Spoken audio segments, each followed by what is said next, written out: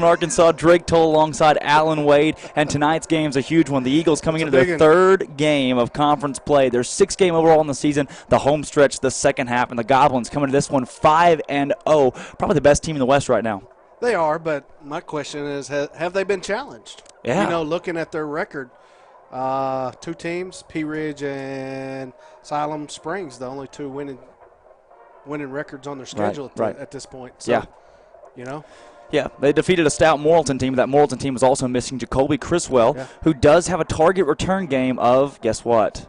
Vilonia. He plans on re-entering the season week 8 against the Eagles in Morrilton, so we'll see how that pans out. Harrison defeated the Morrilton Devil Dogs 21-9, and then homecoming last week against Clarksville. Does everyone play their homecoming against Clarksville? Maybe so. Maybe so, and you could see why, as they got demolished last week against the Goblins, as they've moved on to 5-0, the best team statistically and record-wise in the 5A West thus far, sitting at 2-0. Let's go ahead and break down our 5A. Let's look at it. Hooten's breakdown of the week. Number 1 in Class 5A after a 56-14 win over Little Rock Christian. Pulaski Academy at 4-1, their only loss to Parkview Bossier in Louisiana. Number 2, Little Rock Christian still sits at that spot. Texarkana at 3, 4-1. McClellan, Little Rock McClellan at 4, and the Harrison Goblins, number 5 in the 5A West. But listen to this, Morrilton, after falling to Harrison 2 weeks ago, they got a win last week, but they're just 2-3, and they're still ranked number 6 in the 5A West right now, with Blytheville, Nettleton, Parkview, and Valley View behind them. Big game. Parkview tonight is taking on Watson Chapel. That's the one to watch from Hooten's this week. That's their game of the week, though. Not that one, but Alma at Morrilton. That one's going to tell us a lot. That will. Morrilton still running with Tucker Granberry, the sophomore third stringer, at quarterback with the loss of Dylan White and Jacoby Criswell. And Alma, they picked up a couple wins in a row. They're 2-0 in conference, beating Farmington and your Eagles 2 weeks ago. So we'll see how well that game pans out, how well Morrilton fares, and if they can get themselves back to 500 at 3-3. The Eagles at 2-3, trying to fight their way back to 300. Right now they are ranked at number 19 per Hooten's Arkansas. So top 20 team in the 5A facing a top 5 team. This Harrison team is just stout. Probably the best running back and best quarterback duo in the entire league. They'll be tough to beat. But as far as what Hooten says this week, undefeated Harrison seeks its first outright conference title since 2003. And as far as what they've done, their salty defense, they give up less than 9 points per game. Their junior quarterback, Ben Johnson, they have a junior quarterback and junior running back we're going to see tonight that are just stellar. He's passed for 800 yards this season and 11 touchdowns. A fourth of his passes go for TDs, just 1 interception. And then the Goblins play 3 of their final 4 games on the road, so the tough part of their schedule is coming up. This one at home tonight. Our special teams, though, we accounted for 10 points, a field goal, and Draven Smith taking it all the way last week.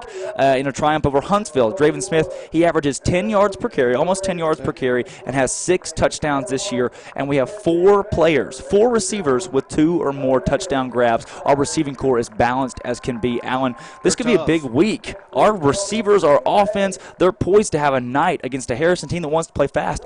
This could be a ball game that lasts till midnight. And I think that's going to be a good matchup for us, our receivers against their DBs. Yes, absolutely. That's going to be a good matchup for us tonight. We'll see. The Harrison defense is allowing less than double digits per game. We're going to go ahead and open up a segment that we do every week. My personal favorite segment. I get to sit down and interview these guys week in and week out, and they're great. So we're going to go ahead and kick it to our senior spotlight this week. Brandon Cox and Hayden Cooper. These 2 guys are outstanding. They're best of friends. They did an awesome job. Take it away. We're here with this week's senior spotlights, Hayden Cooper and Brandon Cox, both guys manning the right side of the line. Brandon, how long have you played football? I've been playing for about 10 years now. Cooper, same question for you. About the same 10 years. And now both of you guys, Brandon, I understand you moved from where? I came from Hot Springs. Cooper? Clarksville. Both of you guys moving in and manning the line for the Eagles. Great game last week. Brandon, talk about the mojo between you 2 guys and how well last week went. Well, you know, it all starts in practice. They tell us that we have to go hard and give everything we got no matter what the weather is. And me and Cooper, he's been my best friend since I moved here. So it's kind of just like a little duo right there, pushing guys around. Cooper, same question for you. You heard your name called a billion times alongside Brandon last week after those touchdowns. How did that feel? Felt real good. I mean, I know I can trust Brandon standing next to me. I know we can get the job done, score TDs. I like it. Now this week playing Harrison, one of the best teams in the conference. How do you stop that Harrison defensive line, Brandon? It's going to be a lot with getting low, making sure we have our hands right, and overall, as Coach Lango said, you got to be some dogs. Cooper, for you, how big is film? When you're in the film room watching film of this Harrison team, what do you see? The defensive ends, I mean, they're quick, but there's nothing we can't handle. And I know the linebackers, they're pretty good linebackers, but I know both sides of the line can handle it. I like it. Now, Brandon, something happened in the 8th grade. Hayden Cooper had a bit of an accident at a football practice. Walk me through what happened there. Well, we were out running our usual gassers with good old Coach Stevens. And, he told Coach Kane he needed to go poop. And Coach Kane told him to tough it out, so he did and just pooped his pants on the sideline. Waddled back to the bathroom. Cooper, from your perspective, everyone has brought that up, and we're through week 6. Yes. What is that like for you to be the star of the show? It's an honor. I mean, I told Coach 30 minutes before I had to go run. I had to go to the bathroom, and he told me to tough it out, so I couldn't hold it anymore. And it ended up being probably the best story out of this senior class. Honestly, yes. So for both of you guys, obviously you have a great mojo. The team has a great mojo. Cooper, who's the most influential coach for you on this staff? Probably Coach Sweeney. He's got a bunch of excitement, but all the coaches are great. But Coach Sweeney really stands out, man. He's crazy, and I love it. He's got so much energy on practice and on games, and he just helps us do the right thing, get the job done. Brandon, same question for you. It would have to be between Coach Mallett and Coach Kane. I mean, they've been with me throughout the summer. They're always keeping up with me, calling me, texting me, let me know how I'm doing, and it's like giving me that extra motivation I need. But it's like that with all the coaches. They're always there for us, and they're always trying to push us further. Cooper, you got Harrison this week. They're 5-0 coming into the game, but the Eagles, the chip on their shoulder after a win against Huntsville. What's your score prediction this week? I have no idea, honestly. I just know we want to go up there and get the job done, take on the dub coming from Harrison. Brandon, same for you. 62-0. 62-0. I love it. Once again, 67 Brandon Cox and 70 Hayden Cooper, the senior spotlight.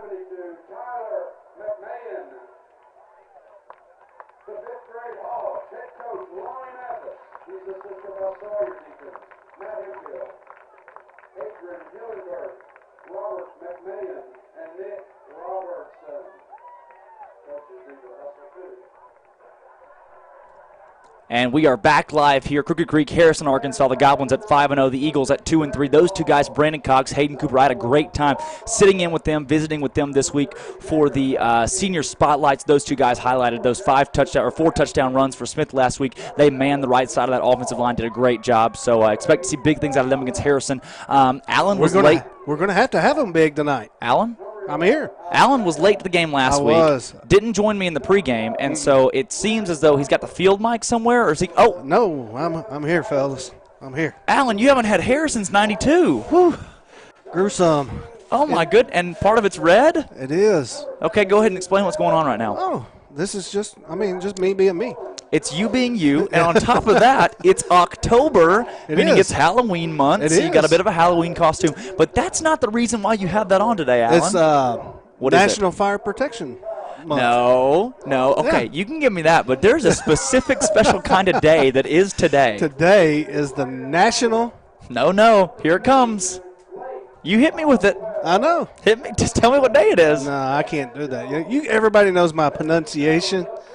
It's not. It could be better. My favorite Allenism this whole season is I wouldn't rather be nowhere else. That's right. Which is like 3 double negatives, so it makes sense in the end. I enjoy that, but it's National Funking Day. So the king of funk himself, Alan Wade, you party popped in the 70s and 80s, and you and Nick Newman both big Bee Gees fans. The king of funk, Alan Wade, had his own band in high school as well. Staying alive, baby. Oh, wow. I could have gone without seeing that tonight. Let's go ahead and take a look at the Vilonia and Harrison game. I really hope you don't take that off for the rest of tonight.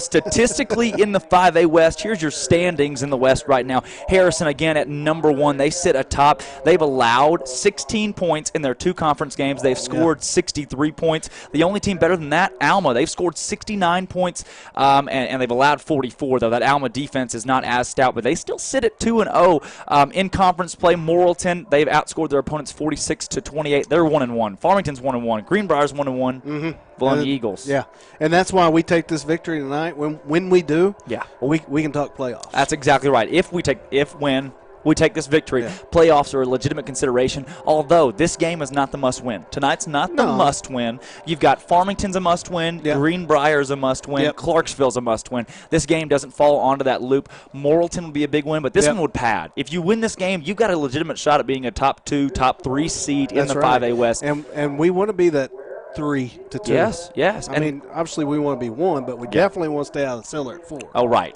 And this, because you know where that puts you. Stop. Week 1. Week 1 puts you on the road against the PA Bruins. Yeah.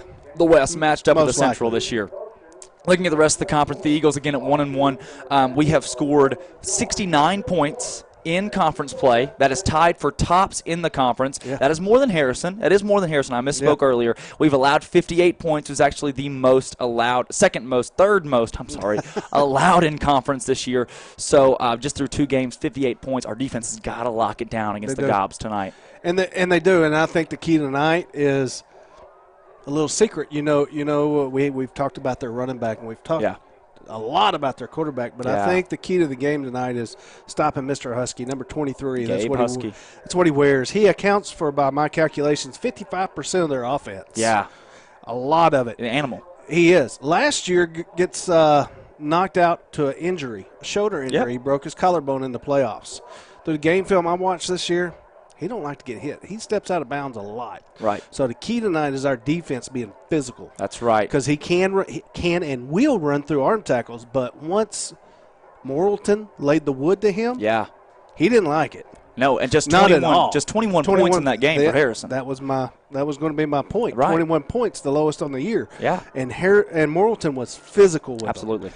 So if our defense will get physical, get to their position and get physical tonight, we'll handle Mr. Husky. We handle Mr. Husky, and we've got a good chance. And there were many Morrilton players to begin our season that were on leave due to disciplinary issues or grade issues. But those Morrilton guys, they're back. The only guy they're really missing, their guy, is Jacoby Criswell. Yeah. But defensively, they showed out. Cody McNabb has those guys ready. As soon as Criswell does return, if he returns this season, they'll be ready to rock and roll and to go and possibly make a run in the playoffs.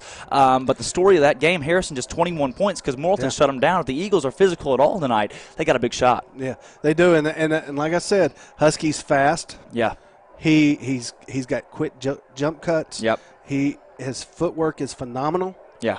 But what Morrilton done was get to him, get a head across, and was physical. That's right, they did. Looking at the bottom of the conference in the 5A West, Clarksville is at 0-2. They've been outscored 80-20 in 5A West conference play. Huntsville 95-44. They've been outscored as they sit at 0-2 in conference as well. Clarksville, the worst team at 1-4. Huntsville, second worst at 2-3. A lot of these teams at 3-2, 2-3 in the West. Not a lot of separation quite yet, as we're just 2 games into conference play today. Alma goes to Morrilton. Vilonia obviously at Harrison tonight. Huntsville is at Clarksville, and then Greenbrier plays at Farmington. Last week's games, Harrison 42, Clarksville 7. That was the score at halftime, and it didn't change. No, it didn't. Harrison pulled their starting quarterback, Ben Johnson, out of the game in the first quarter. They did, and when I was watching film, I went back a few times to where I was seeing him and where I wasn't. Thought he might have got hurt, but I couldn't find it. And there's my answer. They pull him. They did. Due to score. They did. But Husky stayed in the ballgame. Yes, he did. So on that, what they also showed last week against Clarksville, they have not shown. I'm calling it the Go-Go Goblin, the Wildcat. Ooh. They've got a Go-Go Goblin package, and they're going to put Husky in the backfield and run this read option play, and they're going to spread us out 2x2, 2x1 sets with Husky in the shotgun and run that read option, and that's a dangerous play for them. It is. It's one of those things the Harrison Goblins will be able to open up the field if they can pull out that read option and pull it off with Husky and Johnson, because both those guys can run. Johnson showed some legs this season as well as his running stats. We'll get to those stats here in a little bit. And then in other of last week's scores, Alma 35, Farmington 28. Farmington hung with the Airedales at home. Farmington team has improved. We're going to see them next week for homecoming, but Alma just not on their game that night. And really, I'd love to play Alma not only at home but in just some clear conditions. And I think a lot of the guys mentioned this week, they said Alma was not that good, and if we would have played them after the Huntsville game, it would have been a different story, and I think they're right. Yeah. I mean, we come off the Alma game, we just wasn't clicking from the word go. Yeah. Add the rain, and we got a bunch of excuses. That's right. Because just like tonight, where we're looking at all these stats from Harrison, and there's no way that we should play with them. No. We fixing to. Yeah. And it was just the opposite the Alma night. You know, there was no way that they coming in 0-3, looking at their stats, 118 yards passing per game, yes. 75 yards rushing per game, and them have the night that they had. They were clicking when it needed to be. After the Huntsville game, our guys, they found it. They did. They found their funk. Yeah. Vilonia last week, 53-24 over Huntsville, allowing 24 points in that game. Looking at that, though, a bulk of those points come in the third and fourth quarter when the game was basically over. Yeah. A lot of – you love to say it. Our third stringers were in because we were up by so much. So we saw a lot of good things out of the Eagles last week. And then Morrilton 37, Greenbrier 7. Greenbrier just getting trampled. They were tied 0-0 at the end of the first quarter, and then Morrilton runs away with it in the second. They're up 21-0 at half. Then they're up 30-0 going into the fourth, and that one was all Morrilton at 37-7. This conference has been ran by Harrison so far, but the Eagles trying to knock them off tonight. Harrison, Alma, Morrilton, and Farmington are your 4 playoff teams if we enter playoffs right now. No. Morrilton, Farmington, Greenbrier, Vilonia, all 1-1 in the conference. Right, but Morrilton and Farmington hold the point differential and head-to-head differential. Yeah, okay. Yeah. Oh, don't worry. I did my studying this week. Now let's go ahead and take a look at the stat leaders in the 5A West. Let's look at some interesting stats looking at Jordan Britton as he sits at number 1 in the West at 968 yards per game. But let me give you some bad news. Bad news. Jordan Britton has played in 20 quarters this season, which is far and beyond. He's thrown the ball more than anyone else in conference, so it's respectable that he'd have the most passing yards at almost 1,000, 968. He's had 126 attempts, 74 completions. That's 58%, which is great. 10 touchdowns, 4 interceptions. Hasn't had a pick since week 2. Hey, I'll take those numbers every day of the week. 20 quarters, 12 quarters, 104. Absolutely. Now, let me give you stats for Ben Johnson from Harrison. Johnson has played just 12 quarters compared to Britton's 20. Johnson's stats are through the roof right now. He throws 39 for 60. That stat was at 41. They've dropped it down. 39 for 60, 65%. He has 151 yards per game. And to say that is to say he has 151 yards per half because he's only played complete games in 1 game this season out of their 5. And that should have been against who was Morrilton. That Morrilton game is the only one that he stayed in past 2 quarters of play. So Johnson, through just 12 quarters compared to our 20, has thrown the ball 65% completion percentage, 10 touchdowns. 1/4 of his passes are for touchdowns. And he throws for his quarterback rating compared to Britton's 96 is at 141. So this kid's just efficient in the first half. And that's all we've seen him play is the first half because they've blown guys out every week. They have. And his number 1 receiver? His number 1 receiver hit me with it because we're Lincoln. Yeah, Husky. Husky, like I said a little bit earlier, by my numbers, accounts for almost 1,200 yards. He does, absolutely. Of their 2,000 yards of offense on the season. And 15 touchdowns of their total. I lost the number. Can I give you this stat right here? This is insane to me as well. And viewers at home, just to understand how good this Harrison offense is, how potent their 2 guys are. They're only juniors, and their quarterback right now is throwing to their running back, who is the leading receiver in the 5A West. Yeah. And get this, the leading rusher as well. As far as receiving yards goes, Johnson has 800 yards passing, and then Gabe Husky 360 yards receiving through 5 games, which is really only 12 quarters. Right. And then looking at the rushing stats this season in the 5A West, he has got, and listen to this, everybody, this is not a typo. His rushing stats this year, he is sitting at 762 yards through 12 quarters of play. Yeah. That's 150 yards per game, and he only plays about half the game every game. 8 yards per carry, 98 attempts, 11 touchdowns. And the only running back in the 5A West who's more efficient and more explosive, Draven Smith. Draven Smith. There he is. That's our boy. That is our boy sitting at number 3 in the conference in rushing yards right now. He's got 443. That's good for just behind Reed Turner from Farmington with 474. Nobody touches Gabe Husky. Husky at 762. He's 300 yards ahead of Smith, but Smith has gotten 46 carries. Gabe Husky, 98 carries. Yeah. So he's doubling Smith in carries. If Smith had as many carries as Husky, he'd have 100 yards more. So Smith has been the most efficient back in the league, and 10 yards per carry compared to Gabe Husky's 8 yards per carry. And that may not seem like a lot of difference, but 10 yards per carry is as explosive as you will find in our conference or in this state. Yeah, and he's wearing red and white.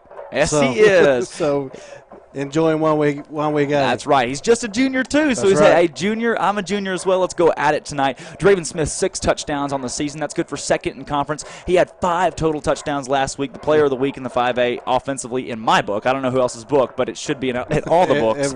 And then Gabe Husky, 11 touchdowns off of those 98 carries, and then 152 yards per game. And, again, he hasn't played a lot this season, but when he's in the game, they are a primary run team. He has 98 carries compared to their quarterback who's thrown the ball just 60 times. So the opposite of what the Eagles do, because Jordan Britton has thrown the ball a lot. Yeah, and like you said, we're going to get to see a lot of different formations.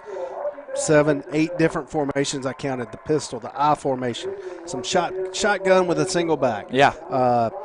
The go-go goblin formation. The wing T from the shotgun. We got to see a little bit of that. The what? With the wing T, the old Stanley offense from a shotgun. Wow. Or from a pistol. Can you do that? Is that legal in the state of Arkansas? I guess so. Wow. We're even going to bring back some old 60s type offenses. Uh-oh. The wishbone? The wishbone. The veer option? They run it. I've seen it on film promo. Wow. And I got just tired of writing them down. We know a thing or two about the veer option, don't we? We do. We do know a thing or two about the veer option, but not this year at all. We have not seen any traces of the veer. I think we've seen the spread almost all season. And then my favorite formation, the Sweeney Gate. It's not the swinging gate. On that, too, yeah. That was not a called play last week. It wasn't? No, I don't. Now, I've not fact-checked that. Oh, okay, then never mind. It was a called play. No. I say yes. I say Corey said yes. I say Vines and Lewis improvised and made a stinking good play. See. Allen's 1, I'm 1, and Corey's 1. Oh, that's 2-1. It was a called play. No. You don't think so? No. Lewis is an athlete, so I'm sure we could call that for him. When I watched the video of that, Vines comes up to the squatting in the woods stance. Which is okay. That's normal. Above the head to catch the ball. That's normal. No.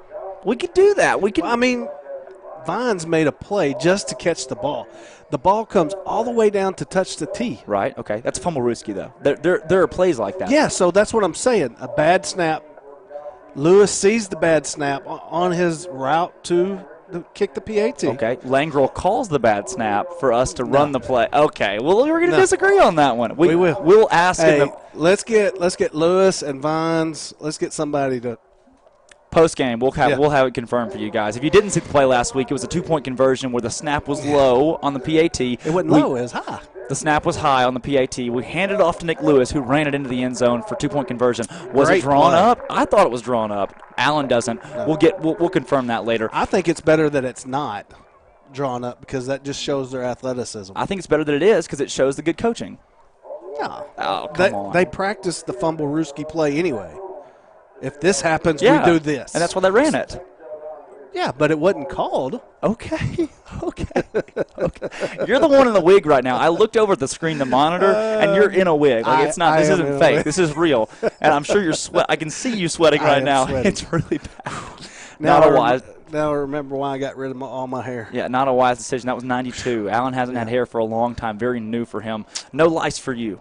None. Now, at quarterbacks in the league, Jordan Britton at number 1 with 968 passing yards. He's been great this season, almost 200 yards per game. The only quarterback better in yards per game was Andrew Johnson, who missed 2 games with the concussion. Britton, 126 pass attempts, 74 completions. 126 attempts is the most in conference. Let me tell you, the only team that throws the ball more, the Greenbrier Panthers, their starting quarterback, Andrew Johnson, has 123 attempts. But to say that is to say their backup quarterback, who is Jackson Riddle, had 19 attempts, and they have another backup quarterback with almost 20. I mean, they've got guys that are they throw the ball about 150 times this season compared to the Eagles, who've thrown it 126 times, but it's the same offense. Yeah. Greenbrier and Vilonia are almost identical offensively. That's going to be a big game. It's going to be a huge game, and it always is. It always is. I won't be here for that one either.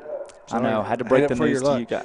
What are our receivers looking like? Our receivers, can you believe this? So we have the number 1 quarterback in the league. We have the number 3 running back. And let me tell you this, Alan. We're only 2-3. We're 1-1 in conference, but our statistics this season are outstanding. We have the number 2 receiver in the league. Bring it to me, Reed Sadler, 307 yards, 61 yards per game. He's got 18 receptions and 2 touchdowns. We have 4 receivers with 2 touchdowns or more. And let me tell you something we got to get him hot tonight. We do. Austin Kuntz, Luke Berry, Reed Sadler, Tyler Moran, top 15. All 4 guys are top 15 receivers in the league. Tyler Moran caught 10 passes last week, but we won't see him tonight. Okay, that's what I was about to say. erase some of his injuries and he plays more games. He's only played 3 games. Yeah, and Moran's the top receiver in the league. Yeah. Now, Harrison. Right up there with Sadler. Harrison's going to target Gabe Husky. If they go to an actual receiver, they're going to try to hit Riley Jones, and Lord knows he's a junior. They've got 3 juniors. They're the trifecta, the triumvirate, the triad, whatever you want to call it, 5 touchdowns this season. And by my numbers, yeah, this Riley Jones cat, only 5 receptions. Yeah, for 146 yards. And how many touchdowns? And 5 touchdowns. If he catches it, we in trouble. And he's going to line up at the tight end spot a lot. We're going to have to put 5 guys on him. Yeah. So we're going to have to do something to stop Riley Jones, and you're also trying to stop Gabe Husky, and you're also trying to stop Ben Johnson. This Harrison offense just does not end, and their line is huge. And there's no break. And they're juniors. They're all juniors. Look, I'll be in college next year. Yeah. You guys will be watching this Harrison Goblin team play next year, and I saying, "Wow!" Pity the fool who has to play them this season later on, and then next season. But I think the Eagles, Harrison, they've got a good chance coming off of homecoming week. They are 5-0, second stretch of the season. They're at home tonight. Will they get in a lull, and will they overlook the Vilonia Eagles tonight? I don't know. That answer was supposed to be yes. We'll see. We will see. Hey, defensively, though, for Harrison. Yeah. The film that I watched, linebackers just outstanding. Yeah. You're going to get to see a 3-4 defense out of them. So 3 on the front, 4 linebackers. Their outside linebackers are going to cheat up, and them linemen are going to keep the offensive blockers off of them and let them linebackers run wild is what they've done in the past. And they will. So we're going to have to get to that second level. Let me tell you one thing I did want to mention about last week. How about our kicker? Noah Newman showed out. I'm not sure what he ate, but I hope he ate it again this week as he drilled a field goal last week, made all of his extra points, his PATs, and kicked a touchback. The dude was on fire last week. Our kicking game, our special teams game was on point. It was, and hope that he comes back tonight. No more of the short kicks. Let's put them in the end zone and put them back to the 20 and make them drive 80 on us. We've been limited to those short kicks because of our just our kicking woes. That's a good way to put that. Kicking woes this season. But Noah Newman was lights out last week, and we hope to see that again. Yeah. Were you able to keep your tongue in? Yes, actually on that one. He is 6 for 9 on PATs so far, and through his 3 games played, so he hasn't kicked in every game, and he's 1 for 3 on his field goals. So we saw him make one last week, and hopefully our special teams game is able to bring it home this week. The Captains have taken the field. We're in Crooked Creek. It's Harrison, Arkansas. It's Vilonia versus Harrison, the Goblins and the Eagles taking the field. The sun has set, and it's football time in northern Arkansas. The Eagles trying to get to 500 overall and 2-1 in conference play. The Goblins trying to stay perfect. What will we see tonight? I bet you we'll see a lot of fireworks. I bet we'll see a lot of good game. Hey, give me a helmet. I'm ready to roll. Give you a helmet, a bigger helmet than you would have had last week, considering the hair now. Hey, I had all this back in high school, and I was able to fit it in that helmet. Wow. That's nice. Was it red, too? Depending upon what week it was. Wow. That's just wow. We'll take it back down to the booth with Corey and Alan for the game. Then pregame show with Drake Toll, Alan Wade. Go Eagles. I'll be on the sideline with the sideline reports. Thank you, guys. Let's win a ball game.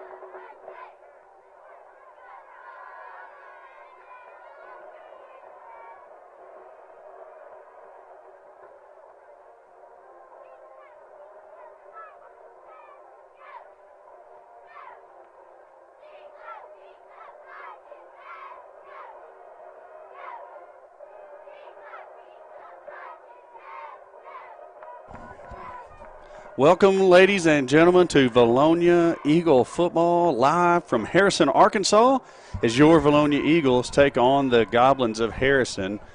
And had an exciting pregame show. Appreciate all the wonderful insight that you guys shared there. Forgive me if I didn't catch all of it because I was indeed outside talking to a couple of fine folks while it was going on that I ran into. So if I repeat something you already talked about, just say, hey, we talked about that already, fool. We all got short memories. That's all right. That's all right. So Harrison won the toss, and they elected to receive, so they're looking to try to put points up on the board here quickly on the Eagles if their first offensive drive is successful. So Noah Newman's going to be the kicker for the Eagles. He's looking for a spot to tee it up, and he's kind of eyeballing that coffin corner area over there where we've been really working on trying to get that pooch kick in. You see you got your speedsters down there on that end, Draven Smith and Kyle Vines. I want to see it in the end zone, though. That's the only thing I'm going to like. And that is going to go out of bounds, and just narrowly. That was a good bounce. It was a good kick. I mean, nothing against Mr. Newman on that. I want to make them drive 80 instead of 65.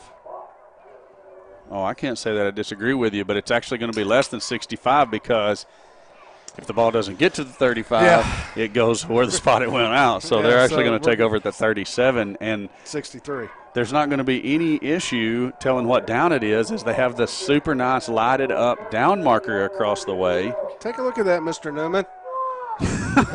You're going to go ahead and call him out. Yeah. We haven't even asked him for one of those. Are you going to call him out on the broadcast? No. Just take a look at that. That's pretty nice. Somebody with a large head stretched out my headphones. Who could that have been? It wasn't me. Oh, okay. I got a short head. See, mine are sucked all the way in, nice and tight.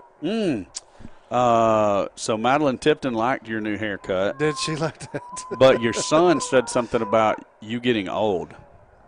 That's only in his mind. Only in his mind. I can still whoop his honey. Okay, I'm with you. Johnson is the quarterback. Double reverse on the very first play. 35 is the ultimate running back, and he ran a long way to get 3 yards. Wow, good spot for the Goblins. They're going to mark him all the way up at the 42. So that's going to be a 5-yard gain. Yeah, I say excellent, not for us. That was Hunter Holtby was the back there. I'm going to on be the double reverse. Trying to keep some stats. So good luck with that. Going to let you worry about the names. Johnson has it, gives to Husky. Husky's going to bounce it outside. Not and today. He is tracked down by who had him? 55. That's Gibson. Gibson was there too. Oh, okay. All right. And that's Wimberly. Yeah, 55 is Wimberly. That's what you're going to mess up on the stats, not be able to help me get these names down. Wimberly and Gibson with a good job on Husky there. They're going to give him a yard. And I thought they threw him for a 1-yard loss. So another favorable spot, but that's okay. Brings up an early third down. The give is to Husky again, going straight up the middle. And with the way that they're spotting the football, he's going to have a first down on that carry. Gabe Husky, the junior running back for the Goblins. That one there with him being in the middle of that pile, it's kind of tough to spot that. But oh, yeah. Well, and the thing with the one where Gibson slung him out of bounds, that's such a hard, that's a hard spot to put down for the official because he was being slung around. Where did he go out? Where did the knee go down? Where was the ball? Where was forward, progress stopped? Yeah. So, I mean, I get it. I hate it because I root for the Eagles. But Husky again around the left end.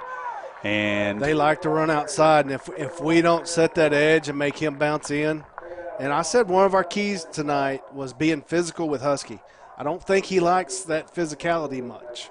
He's going to run through arm tackles. But when Morrilton laid helmets on him, he didn't like it. And that's going to be key for us tonight. That was Nick Lewis on the tackle there of Husky. We haven't seen the ball in the air yet. Of course, we hadn't made them. Husky again staggers, regains his footing, goes for a big gain. He's easily a first down, gets all the way out to the 32-yard line in Eagle territory. It's a first down for the Goblins. I didn't even get the yardage on that. Started at the 41. Gonna have again. I'm gonna say it. Got to set that edge. Oh, definitely. I think that's going to be a recurring theme. Johnson's going to throw this time. Looking to his left, throws deep to a wide open receiver. Touchdown Goblins. And I mean, I'm talking about wide open. Yeah. That had to be some blown coverage right there. Yeah, I don't know if that was I didn't see where the receiver came from. Did you? Who? I didn't see it either. I didn't see. I'm sorry, I missed the receiver on that touchdown. But yeah, we'll get it down to. That's Colton Shavers on the reception. We'll get it down to Drake after the point after here. 32 is the kicker. Kick is up, and it is good. Eagles trail by a score of 7-0. And we will take it down to Drake on the Vilonia Eagles sideline. And Drake, now your mic's turned on. We don't hear you up here, Drake. Make sure you got your mic turned on. All right, we're not getting anything out of your. Okay, we've got a problem up here. We'll fix it, and we'll come back to you in just a moment. We actually have to plug the receiver into the board here. Yeah, so, Alan, I'm going to take this headset off and find the cable. Holy cow. Yeah, I'm going to go try to. How did we miss that? Well, because we had it plugged into this cable that we then subsequently plugged into the stadium noise, and anyways. That would be the problem. Yeah, hey, Grant. Why don't we just take off the stadium noise? Will you go out there in the box that says Husky on it and find the red bag of cables, please, sir? So I'm going to let Grant take care of that for us. That's going to be Barry trying to field the ball. And since he touched it, that's going to be where it's going to be. I'd rather let him let it hit the ground and take his chance on it bouncing out, because now that we've touched it, it's going to be our ball at the 6-yard line. Yeah. Oh my. Okay. So Eagles going to have the long way to go here, and you can tell Luke's upset down there with himself. That was just a mental mistake, and that's okay. Nothing the Eagles can't overcome. Well, those are the kind of things we're going to have to take advantage of tonight. We're going to have to be mentally strong and not put ourselves in these particular situations, and for us to be successful. Absolutely right, Alan. Harrison creeping up to the line here, showing blitz. We'll see what they do. Britton goes with the hard count, and he's checking over to get his calls from Coach. He's going to look. He's going to swing it out to Drayvon Smith. He's going to. That's Zeke Bell, that is actually. Zeke Bell. Long way across there. I've seen a 7. Yeah, so that's Zeke Bell on the swing pass. He's going to pick up about 7, I think. 7, 8. Yep. Picked up 8. So good way to start. It's going to bring up 2nd and 2 for Vilonia. Now we got juice to Drake's mic. Same set. Britton has it. Looks to his left. Now he's going to pump, and he is sacked in the backfield, and the ball came loose. Say it ain't so. They're going to say Harrison football. I thought he was down, to be honest with you, but I could obviously from where we're at, as far away as it is, and all of that, hard to tell. Thank you. So we've got Drake's microphone hooked up now, so we'll be ready to go to Drake after the next stoppage of play here.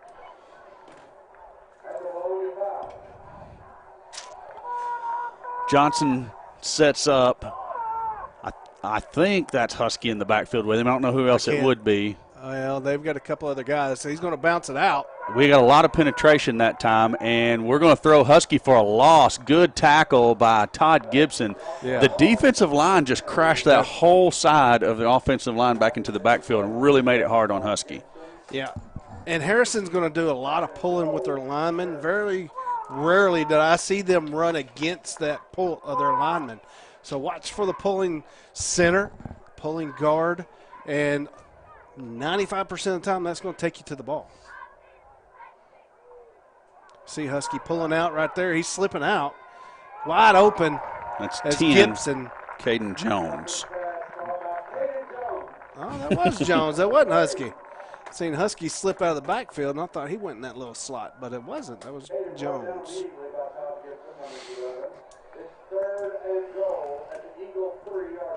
Third and goal for the Goblins at the 3. Field goal would be a win right here. Definitely. I formation. Husky There is we go. hitting Oh. the backfield, squirts out of that tackle, and gets into the end zone. Yeah. Touchdown, Goblins. And We Allen, got to have that stop in the backfield. I don't know what in the world these marks are down here on the turf, but why on God's green earth would you make them in yellow? I don't know. That's driving me nuts I know, because I've I've seen looked it. down there 2 or 3 times already and thought there was a flag, and That I'm has- like, no, that's built in. Yeah, that has to be something with soccer or something. What's that? No, I'm kidding. I'm totally kidding. That's their goalie box. Surely you jest. Payne's kick is up, and it's good. And with that, the Eagles trail by a score 14-0, and we're going to take it down to Drake on the opposite sideline. And Drake, talk to me now. Yeah, can you hear me okay? Oh, Nope. man, loud and clear. Great, outstanding. Hey, Jordan Britton's 5th turnover of the season comes at a very crucially inopportune time. You wanted to score and match the game up there on that first possession. Not able to do it as we give the football away. And the second Goblin touchdown comes off of a back who is hit initially in the backfield and still finds his way into the end zone. We have to be able to bring backs down on first contact. We did it a couple times, but the Eagle defense is cautious right now. Playing cautious is a great way for the Harrison Goblins to gain 7 to 10 yards per play, and we've got to be more aggressive. Absolutely have to be more aggressive. We got some good penetration out of our defensive line there a couple of times, and just couldn't make the tackle when we got there. That's right. We got to do it. Back to you guys in the booth. Thank you, Drake. We need to make sure we get that turned off. Kick is going to go to Barry this time, backpedaling back into the end zone. That's going to be a There we go. touchback. He fields that one clean. I'm glad to see him go ahead and field that ball. Yeah. Just for his own Middle. psyche. Yeah. So the Eagles will take over 1st and 10 at their own 20, trailing by a score of 14-0 here. Still very early 3.5 minutes into the ball game. in the first quarter.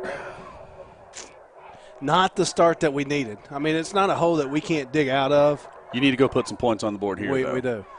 Sadler and Koontz to the top of your screen. Smith is in the backfield. Watson and Barry to the bottom of your screen. Britton goes with the hard count, now looks to the sideline. Coach Sweeney calling in the play now. Jordan surveys the defense one more time. He has it. It's going to give to Smith. And he ran right into that run blitz of the Goblins. And just to the gap outside, it was open. I don't know what he sees. Usually he sees the holes fairly well. He must have seen a crease there, and that it may just be closed down. And that may just be one of those plays where they tell him, son, put your head down and stick it up in there and let's see what we can get done. Yeah. Empty set for Britton this time. Going to look to his left and throw in and out of the hands of Austin Koontz. Incomplete pass brings up 3rd and 9. We got the look we wanted. Right there, Coach, wide open, good route. Britton throws a good ball. So finish the play, young man.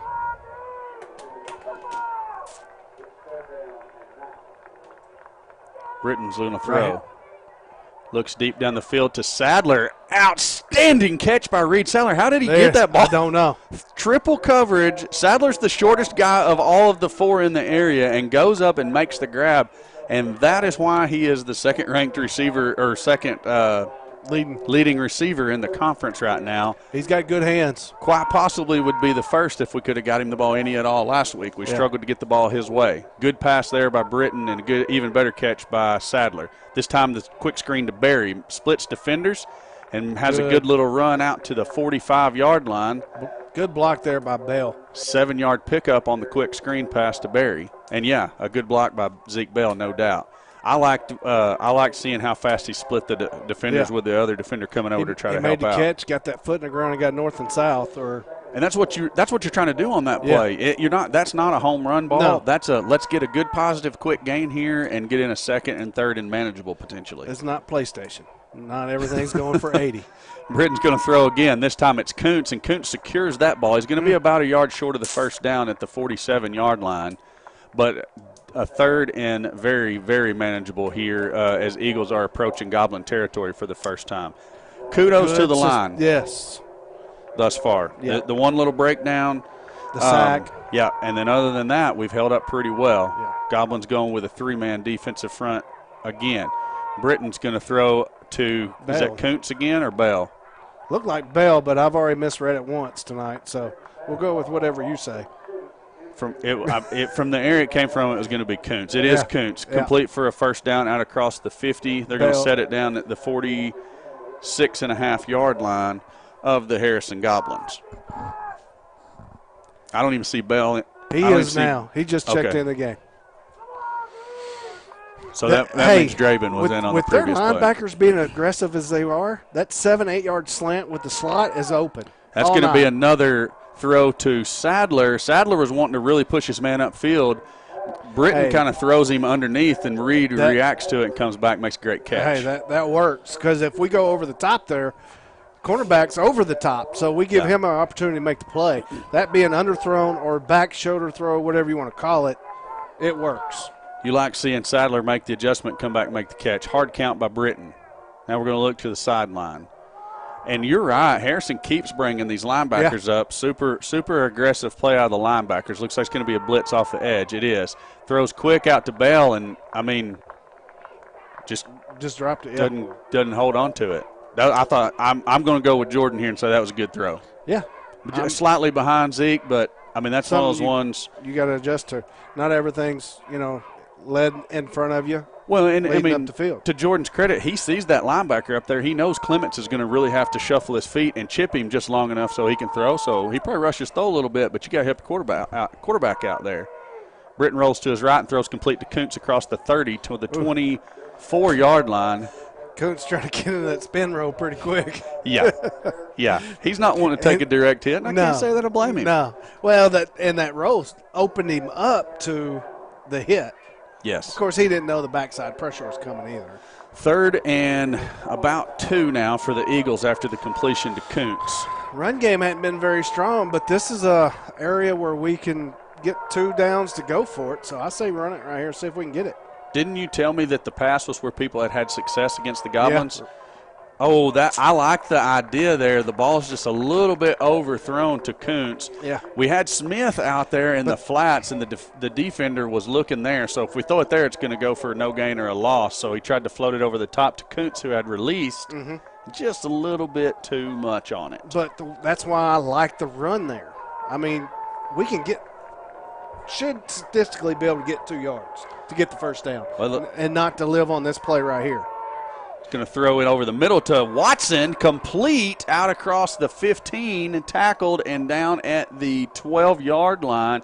First down, Vilonia Eagles. And once Harrison adjusts to this 5-10 over the middle with our tight ends and our slots, and they're going to cover that up, that's going to in return open up our run game. That's going to give us. I like it. That's going to give us room to create those bubbles and those gaps that we need for our run game. Going to go max protect here. Watson is in the sniffer position, and then you got Smith and Bell in the backfield. To give us to Smith, he's trying to run off left guard. He's going to pick up a couple. Yeah. As he kind of just kept keeping his legs churning and fell forward. Yeah, he never really was able to get into his run. The handoff was not the greatest. It was on his back hip. And I'm glad he held on to it, to be honest with you.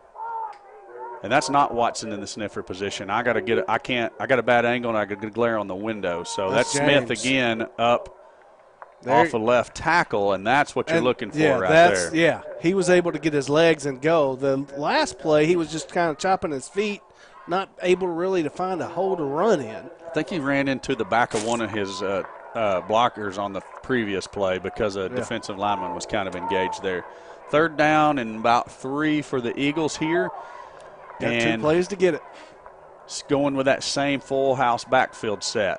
Smith again, and nothing going on there. Going to give him the original line of scrimmage, maybe just a short loss. If we go with this guy over here, it's the original line of scrimmage. Go with the one across, it's maybe a very short loss. We're going to take some points here. I like it.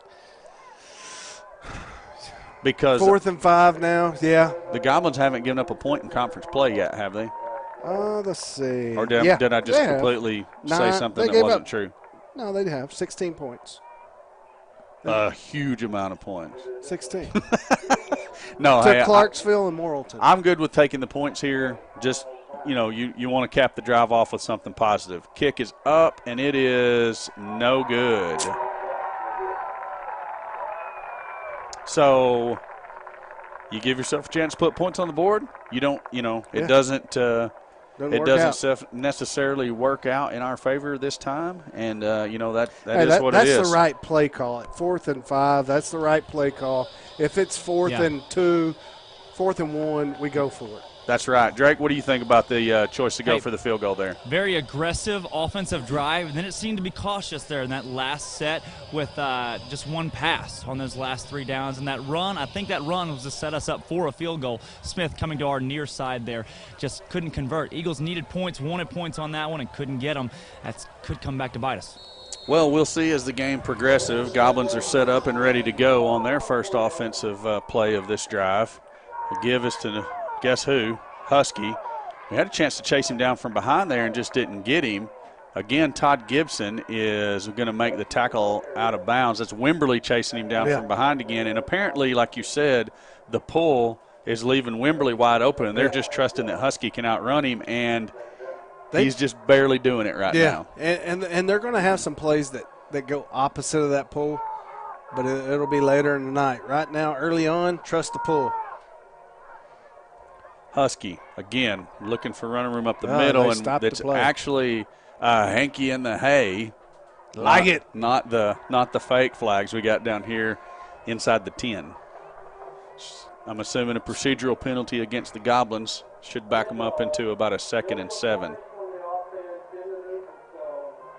Had a receiver lined up in the neutral zone, I say a receiver. Could have been that, or it could have been a lineman with his head across the ball. You know what that matters to me? They're marching them back 5 yards. Right on. Don't care who it was. Let's go defense. We need a stand right here. With you guys got the clock. I gotta adjust to that. I still haven't get week 6. I still don't adjust to the TV clock. Hey, man, we're up tech. How you like that? I think I pulled that saying right out of your mouth. I know. I'm about to say, that's my role in this whole thing. Husky goes in motion. Bad snap. Setting up a jailbreak screen to number 7, and indeed it is a jailbreak. He's off to the races. He's got Vines and Lewis that can catch him at the 30. Finally, Vines does at the 25-yard line, 24-yard line. And that's the Riley kid we was talking about. That's his first reception of the year that he has not scored. He has not scored? Yeah. 5 receptions, 5 touchdowns, 146 yards, plus that reception right there. There's his stat line. Well, I guess you can say the Eagles have done something nobody else could so far. Yeah. I'm just keeping it positive, man. Keeping it real, ain't you? Keeping it real, dog. Keeping it funky. It appears as though someone has taken a timeout while we were just, randomly talking about things. And hit Drake's mic right over there for me. And let's see. He was deep in conversation over there. Drake, can you tell me what you guys were talking about? Discussing that last drive, actually, the same decision as far as that field goal goes and how cautious that last 10 yards seemed to be offensively for the Eagles. Yeah, I agree with that. We looked like we were really taking some chances on some of those throws down the field. And, everything tightens up when you get down there deep in the red zone, so it's understandable. Absolutely, absolutely. Would have loved to see a slant or something going to Kuntz in the end zone for a TD, but didn't get it there. Back to the guys in the booth. Johnson. Johnson and Johnson? No, Johnson's going to line up, has a man in motion, fakes to Husky, and throws out in the flats to the guy that was in motion. That's Colin Ballard. Incomplete pass makes it 2nd and 10 for the Goblins. That Colin Ballard, that's our second leading rusher with 100 yards, 17 carries for 100 yards. So, Madeline, I'm glad you're watching and listening to us. You have some outstanding what's the word I'm looking for comments? Here? She knows the game. I'll put it that way. I'll talk about that here in a minute. Johnson rolls to his right, looking downfield, throws complete to. There we go. Man, it's so hard to read these numbers from. That was here. Husky out of the backfield. He loves that play. He loves to fake it to him and him run out in that flat, kind of out and up. I could have guessed Husky and been right at least 55% of the time. That's right. Because didn't you tell me that he accounts for 55% of their offense? Yep, that's the numbers that I got. 100, right at 1,200 yards of offense. Goodness gracious. On the ground. They call this their king set. It's going to go right behind them two guys in the back. And I think the Eagles had that one sniffed out because we had about 3 tacklers back there. I see Riley Rexroth. I see Wimberly. I see. Hey, they smoked Morrilton with that play right there. Really? That formation. Maybe we should take notes. Oh, Luke Berry was back there too. Okay, I see. Or not Luke Berry. I'm sorry, Nick Lewis. Rather. My bad, Nick. Kind of a power eye looking type of formation. Here's the old wishbone. No, this is the same king formation is what they call it. Same formation other way. It's going to be the counter off of it, though, and Wimberly is back there to bounce it out, and so is Devin James to throw Husky for a loss.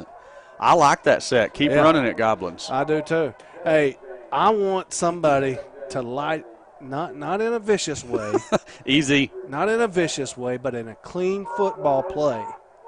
Toe it head off, boy. Light him up. Yeah, I got you. And then let's see what happens. Because everything that I watched on him, he don't like contact. Yes, he's got all these yards, all this stuff, but nobody but Morrilton punched him in the face. Not in a literal term. Right. Fake to Husky. Johnson's going to throw over the middle, and are you okay? Did you have a heart attack? It was exciting, but it was gift wrap, my friend. I'm just making sure your ticker is still functioning. Incomplete pass, almost intercepted by Austin Koontz. And Allen peed his pants a little bit. Oh, my. I mean, well, Goblins are going to attempt the field goal, and that one is good. Dead down Main Street, 17-0 now. Goblins lead your Eagles, and Drake, what we're seeing from up here in the booth is some Eagle defenders hitting people hard enough that I think the Goblins are blowing snot bubbles. I think they are. What I'm seeing is commercials on the Jumbotron, which is cool, but even cooler, the physical Eagle defense is coming out on the attack against the Goblins, especially in crunch time down low in the red zone there. Look for this Eagle defense, continue to step it up. The offense has to produce. Absolutely. Defense came to play tonight. I mean, I understand there's 17 points on the board, but, one long pass play, offense kind of put them in a bad spot there with the fumble. And, I mean, right here, even on the long pass play, we held them to the field goal. So I see some hard hitting going on down there. I'm not kidding. My goal is that Gabe Husky and Johnson both play in the third quarter. That would be a good thing because I don't think they've done that much this year. Nope, only once. Back to you guys in the booth. Who's the kicker? I can't remember his name. Maxwell Payne. Kicks it deep. And Barry's going to get that one, and they say ball didn't cross the plane. Good block. It was a good block, and then he is slung down just short of the 20-yard line. I don't know how they can't say he didn't. His feet went in, but I'm guessing they're saying the ball didn't cross the plane. And I was looking at his feet. We got a bad angle. We're 17 stories up. We got a horrible angle. There's no doubt about that. Looking through glass, looking through. The Goblins are more than hospitable. They are very I just don't like this press box. I don't either. You can say what you want to about ours, but we can see everywhere we need to see. Yeah. We don't have to look through glass. All right, Britton comes out to start this drive with an empty backfield. Has the ball. Looks to his right. He's going to throw to Watson.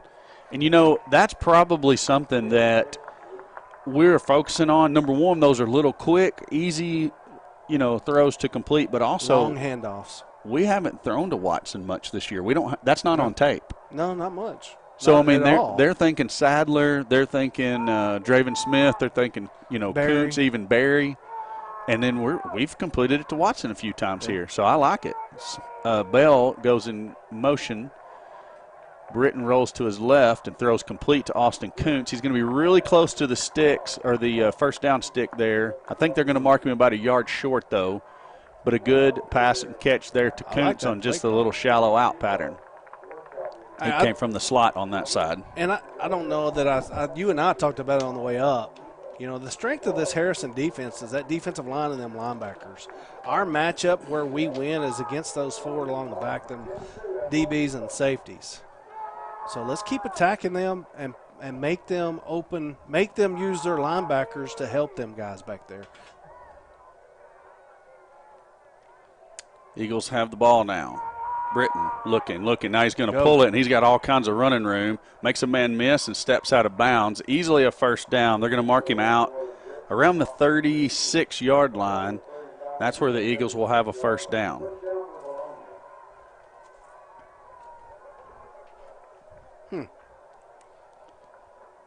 The things you see. Kind of took you off our game. No, I'm on my game. Okay, I'm good. You good? I'm great. I'm just like everybody else. I'm waiting for the Eagles to have their play. They have it, and we're ready to roll. Britton pumps, throws, interception, and that's going back for 6. They seen the dink and dunks enough to start pressing it. Yep. You know what that opens up, though. But we called that play one too many times. Yeah, you can only go back to the well so many times till the defense starts sniffing it out. And, you know, Jordan did the right thing to pump fake to try to throw those guys off, but when you pump fake, you got to go up the field then. Yeah. I don't know that you pump fake and still try to right go back underneath. Yeah.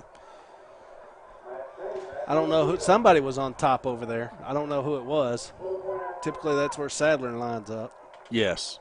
So that extra point makes it 24-0. And, folks, we are still in the first quarter. Actually, that was the end of the first quarter. Drake? Yeah, Britton's been perfect since week 2 turnover-wise. We've got 2 early ones here that really set us back. Two of those Harrison scores, 2 of those touchdowns out of the 3 have come off of turnovers from the Eagle offense. And really, on a possession like that, you've got Sadler streaking wide open on this near side outside the hashes, and if that pass goes to Sadler, 2 defenders that were just tangled up there, that could be an Eagle touchdown, 17-7 going to the second quarter. You know, Drake, I'm glad you picked that up. We were talking about that right before, how Jordan did the right thing by pump faking on that underneath route that we've been throwing, but then we didn't really see if Sadler was open. We just assumed he was on the pump fake. Okay, so that confirmed it. That confirmed what we were thinking. Right, he did come wide open right here on this near side hash. Britton just that pump fake, and then he ended up trying to find that receiver, and that led to the pick 6. Eagles down 24-0 right here. Again, another crucial opportunity for the offense to try to put this one in the end zone.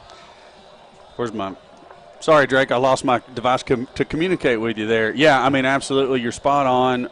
Actually, we had that called on the live fan feedback here as well, that we needed to do exactly what we did, just not the interception part. But, hey, still early in the game. A lot of football left to play. That's right. If I know anything about these Eagles, they have no quit in them, and so I'm excited to see how it goes from this point forward. That's right. Back to you guys in the booth. So Goblins will kick off to your Eagles to open the second quarter of play here in Harrison. Crooked Creek. So where were you at? Is that? I got a question on that here in a minute. I don't know the answer. Barry's going to field this one at the 2, out across the 10 to the 15, runs into a guy at the 17 and falls forward to. I don't know if they're going to mark him at the 18 or the 19-yard line, but somewhere right along in there. I know the legend of Crooked Creek and all. It was something to do with the stadium, but I don't think it's this stadium. The old stadium. I think it's the old stadium. Where was that? I don't know. You're supposed to be the man of all the answers. I don't know that much about Harrison, other than they got a good football team this year. They do that. Hey, but we do have a winning record against Harrison.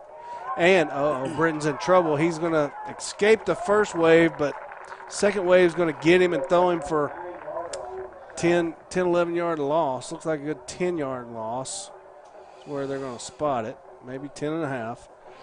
But, we do have a winning record at 8-6 against Harrison, dating back to 2004. And they've never beat us 3 years in a row.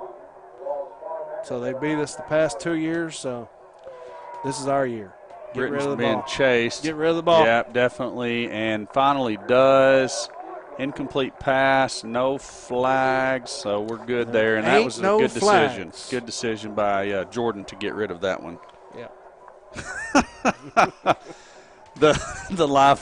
The live chat here wants to know if we can be penalized for Drake standing on the field. I think if it was during play, we could get penalized for that. But since he's doing it when there's timeouts and whatnot, I think we're good. And that's Drake Toll. Yeah, I don't know if they know him, but he's kind of a big deal. He is. At least that's what he told us on the way up here. Hey, we got a chuckle out of grin on that one over here. So Jordan goes with an empty backfield this time. Looks down the field, pumps once, throws off the hand of Luke Berry. Incomplete pass, 4th and 20-ish. Yep. So we're going to see the Eagle punt team. Got to in this situation, hate it, but we keep saying this drive. We're fixing to run out of drives. We got to do something, and maybe the answer is our defense has got to have a turnover, got to have a scoop and score, pick 6 to get us going. That would be opportune at the moment. Ooh, I don't know. What just happened? Well, evidently there was a whistle. It looks like it's going to be a procedure penalty on the Eagles. I'm kind of glad because that ball went out of bounds about the 47, and it was high, so they were going to mark that way back somewhere probably around the 35 or 30.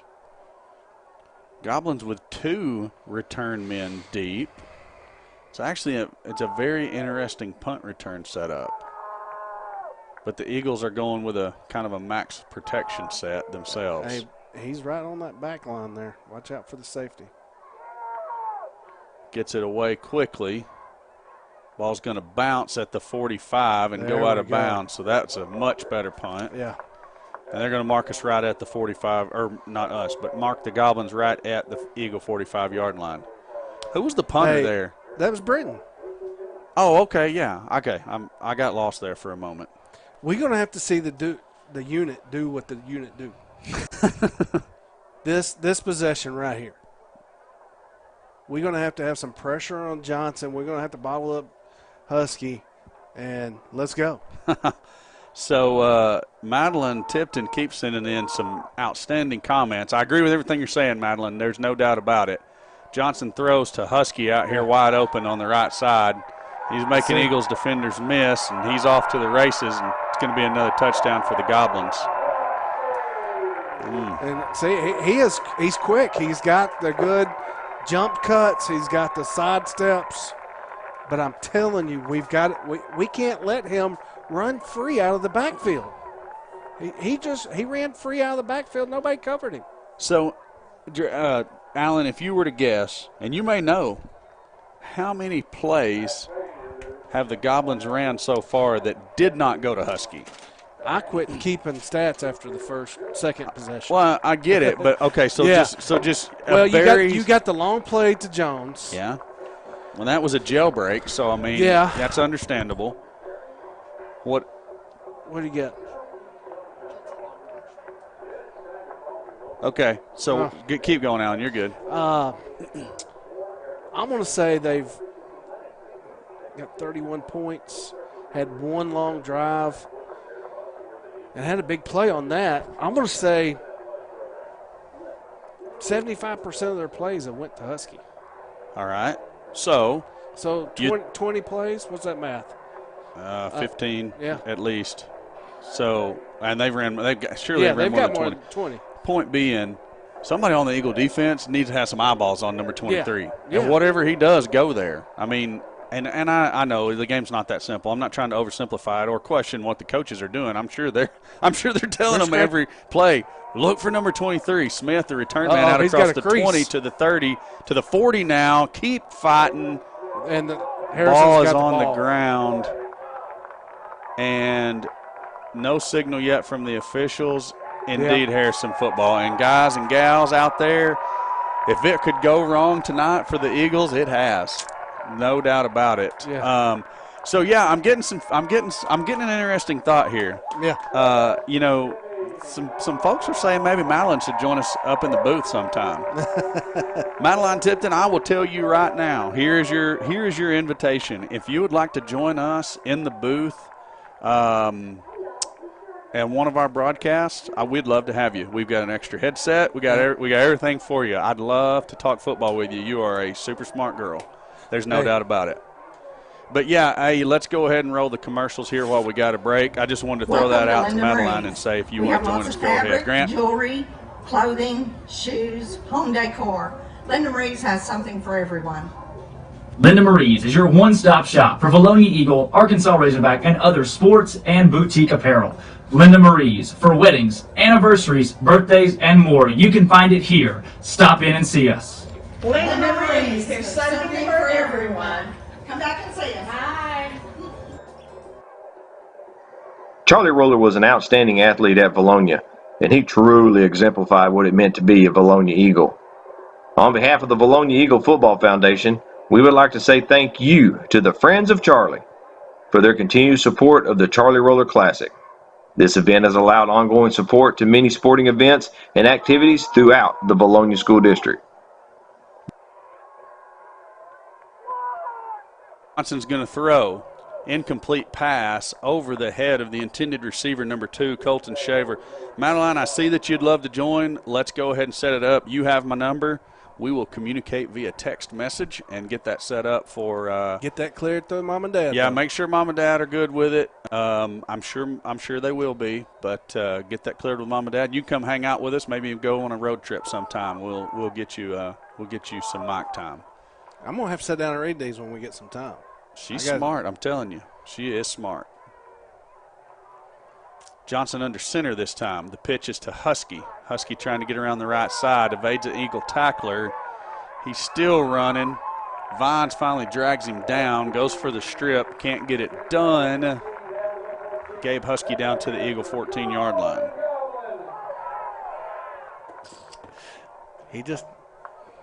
He's good. I mean, he is. I'm not trying to take that away from him. No, not at all. Not at all. And they're exploiting what our weakness has been this year. Has been that edge. So first question is the second string quarterback in? No, that's still the first string quarterback. That's Johnson. Husky straight up the middle, right into the heart of the Eagle defense, and we do tackle him, but still picks up 3 yards. We got a flag over on the other side. Yeah. You picked that up. That was what my thought was going to be, and they. Look at 17 down on the sideline. Do you see what he has? It's one of those like WWE championship belts. Oh, okay. Yeah, I don't know if it's got a goblin on the front of it. I don't know if it's a turnover belt or what, but good grief. The mark-off goes against the Goblins. Didn't see the call. It was a procedure penalty because it was 5 yards. It was a nickel. An Abe Lincoln, a nickel. That guy cracks me up. Yeah, that dude is hilarious. We're talking about. We're going to have to go to school. He's going to have to set up a class for us. Yeah, he should. The Sylvan Hills Stadium announcer is hilarious. If you've never seen a football game at Sylvan Hills High School, I encourage you to do so. Johnson rolls to his left. He's being chased. Going to get the pass away. Complete. Is it Gibson on the tackle? That looked like a Gibson hit. Yep, Todd Gibson on the tackle. Receiver was number 2 or 3? Somebody else. That looks like 2. That's Shaver. Yeah, Colton Shaver. And he had a pass play, and so did number 10, Jones, Caden Jones. So thinking about how many plays Husky hadn't touched the ball. Still not many. No. I mean, I can count, even with the number of fingers I have, I can probably count it on my hand. How many times? I don't know if Husky's in the game right now. No, 24 was in the backfield. The give is to the other back. I believe it's 33. That's their linebacker. Brooks, yeah. Both. Yeah, he's one of their good linebackers. And he'll play that fullback position in the I formation or that offset back in a couple other formations. Husky trots on the field. Put a 2-guy spy on him. At least that many. Johnson has the ball. Give is Husky again. Evades the first point of contact and rolls into the end zone for another Goblin touchdown. 37-0. 8:44 left to play in the half. Yeah. And it was that jump cut early on in that run that got him up into that gap that he needed to be to get him across that line. So, you read, I don't know if you do. If you read the message boards. I don't read. Kick is good. I think that was a different kicker that time, was it? Nope, same kicker. Anyways, you read the message boards. The Harrison folks are very proud of the team. What did he say, Well, Grant? yeah, I mean, look at it. I mean, but the they thing got is, a great product that they're putting out. And I wasn't going to slide on. My thing was, what I'm saying is, they're way up here in north central Arkansas, and you don't get to see them until you actually get to see them. Right. They don't, and they're not seeing the PAs and the Little Rock Christians and the Maumelles. But I'd like to see them play them, though. Harrison, me neither. I'm not slighting anything you guys are doing. You guys are doing great. But you better watch out what you wish for when you go up against that PA or Little Rock Christian. Oh, yeah, there's no doubt about that. They for Rizzle. No doubt about that. They are for real. But I guess I'm looking at it from the perspective of we haven't had it put on us this bad yet this year, and we've played Christian. Christian, we was up. At halftime, Christian was 43. We were nothing. I know, and Harrison's got a chance to have at least another possession, maybe two, before this half's over with. Yeah, and we've not stopped them tonight. I mean, Harrison is what is advertised. That was Barry taking it at the 5. He's got a running lane. He's out to the 40 now, drugged down, and that's going to be a personal foul penalty for a horse collar tackle. Horse collar, that is a personal foul. His forward momentum stopped too quick from a tackler coming from the behind position. Yes, absolutely. Drake, we didn't get you last time. Are you ready over there this time? Hey, I've got a very special sideline interview, but let's go ahead and do that at the next stoppage of play if you guys are good. All right, yeah, that'll work. We'll be ready to come to you. Sweet. Eagles are going to take over 1st and 10. And two. I mean, we give up a pick 6. Yep. We give up a fumble at the 6-yard line. We give up a big play to Jones. Otherwise, I mean, we're keeping them in check. I'm trying to butter it up for you. I'm shaving it. Ifs, ands, and buts is all I'm going to say to you. Yeah, I know. Britton with an empty backfield. Has the ball. And we have a flag. I seen Harrison jumping across, but they're pointing at Vilonia like we moved. They're going to call it on the defense, so that'll be 5 yards on Harrison, so we'll have a 1st and 5. All right, Madeline says I checked with the parents, and it's all good. She's in. All right, y'all count on it. We'll have a special guest here at some point in the very near future. Like to hear the young lady's insight. Britton goes with that empty set again. Looks to his left. Still looking. Now he's going to throw. And, okay, there's the flag. I was going to say Kuntz got tackled as he was coming out of his break. You could have also said that was incidental foot contact. I didn't see the hand back there. If it was, that was the right call. Yeah, I saw it. All I seen was the feet. I saw it. Okay. I did see the feet tangled up, but it was helped by the hand in the back of the shoulder pads. Okay. Yeah. And we did get a flag from the backside as well. Yeah. And at this point, we better take it. We'll take everything we can get. That's an Eagle 1st down. We moved the ball well against that defense. Yes, we have. We've stumbled inside the red zone. Yes, exactly. And I mean, how many times have we said that on broadcast this year? I don't know. I feel like a broken record, but man. Set the edge, finish in the red zone. Britton empty backfield again.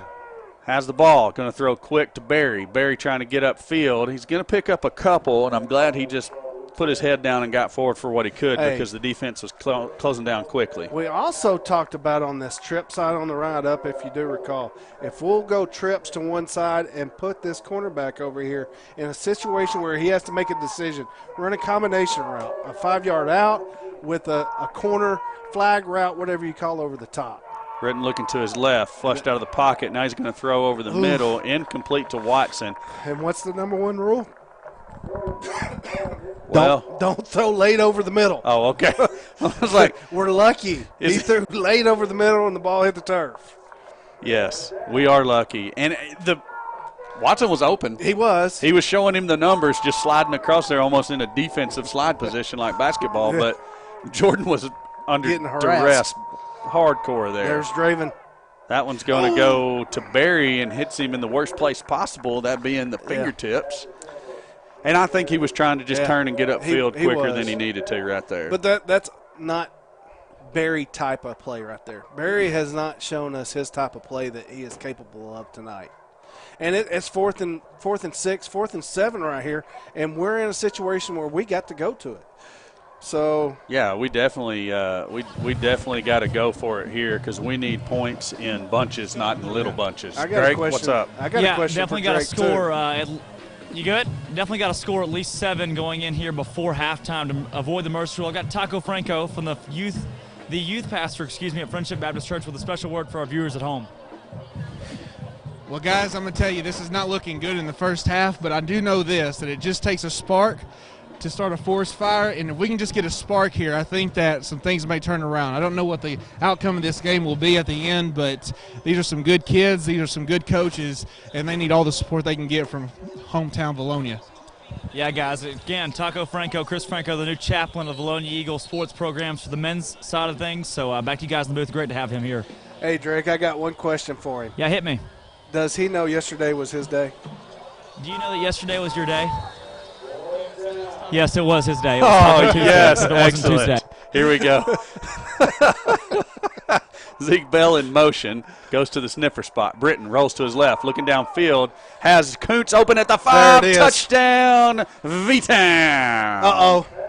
Call it. And there ain't no flags, or there is a flag? The camera on the big screen's pointing at one. Oh, my goodness, what could it possibly be? Please tell me it's defensive holding, please. Vilonia's walking backwards, and they're bringing the ball back into the line of scrimmage. Good grief. Let's see what it is.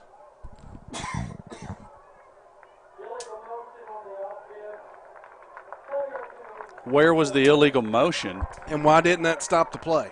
Because Bell came in motion. He came set behind the tackle in the sniffer position, and then we snapped the ball and went. Where was the illegal motion? I don't know. Coach Sweeney, draw something else up in the sand. Let's go. Let's backyard this to death. Well, I tell you what, there was the touchdown that we needed, but as quickly as it went on the board, it's right back off the board. Drake, so what do you think Sweeney's drawing up now? I'm not sure, but it's got to be something that picks up at least 11 yards. We have to score in this possession. We keep saying that offensively, but we do now to avoid the mercy rule. You got a penalty that takes a touchdown back. 2 offensive turnovers that turn into Goblin scores. Things just not going the Eagles' way offensively and defensively so far tonight. Really, you just hope that the heart and the effort from these guys does not cease, so they stay in this ball game in a mentality standpoint, from a mentality standpoint. Agreed 100%. I mean, they're still out there fighting every single play. Yeah. No, there's no give up yet. And I don't expect them to give up because that's not what we do. That's right. Hey, and shout out to Matt Sewell, who's watching from Omaha, Nebraska, in his hotel room right now. Shout out, Mr. Sewell. We get them from all over the places, that's for sure. We do. We worldwide, baby. Worldwide. Back to you guys in the booth. Okay, so Sweeney goes with the empty backfield again for Britton. Bell comes in motion again to the same spot. No flag this time. Britton pumps, sets his feet. Now he's going to run out of trouble. And, I mean, that's going for nothing. No, I mean, he would have been better off to let it fly and hope for something good to happen down there in the end zone. Yeah, even an interception gives us a chance to make a play. They get the ball at the 20, which actually would have helped us out right there. I mean, we would have gained 2 yards out of that, so. Oh, am I not loud enough tonight? Well, I don't know if they maybe can hear you at home. I just couldn't hear you in my ears. I have been having some problems. We don't need to hear about that. Do you not need to hear about my problems? Well, depends. Let's just focus on football for the time being. The give is to quarterback, Johnson. keeper. Yep. Faked me out. I thought 33 had it coming out, or 38 had it coming out of the backfield there. That's their other linebacker. So, let's see here.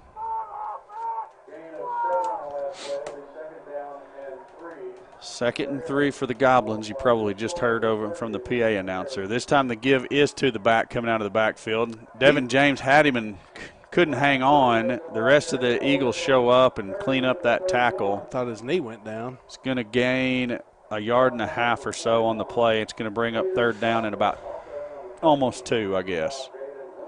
We got an injured Goblin on the play or not? No. What was going on over here on this side then? They just probably talking about what they had for lunch. And why are they taking so long to spot the ball? I guess what I was questioning. I thought they were holding it because of an injury or something. No, I think they were. I don't know what they were looking at. Who knows? Johnson has it. Gives to Husky. Husky's got room around the edge, and he's off to the races at the 50, the 40. It's going for another Goblin touchdown. They made it look easy.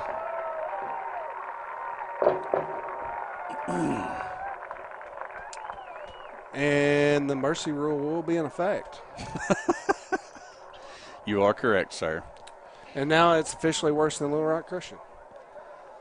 I hate it. That's all I'm going to say. I hate it. I hate it for the kids down there on the field. Because I hate it for the fans. I hate it for everybody. Yeah, they're giving max effort down there. They are. Harrison, just a good team, and when you don't execute and put yourself in the position that we need to be, I mean, that's what happens. True story, 45-0. Goblins lead your Eagles. Looks like Drake has maybe headed back up this way. Drake has left the building. Go ahead and roll it. D&N Construction has always been a supporter of Vilonia athletics, and Vilonia football is no exception. On behalf of the Vilonia Eagle Football Foundation, we thank you for your continued support of Vilonia football.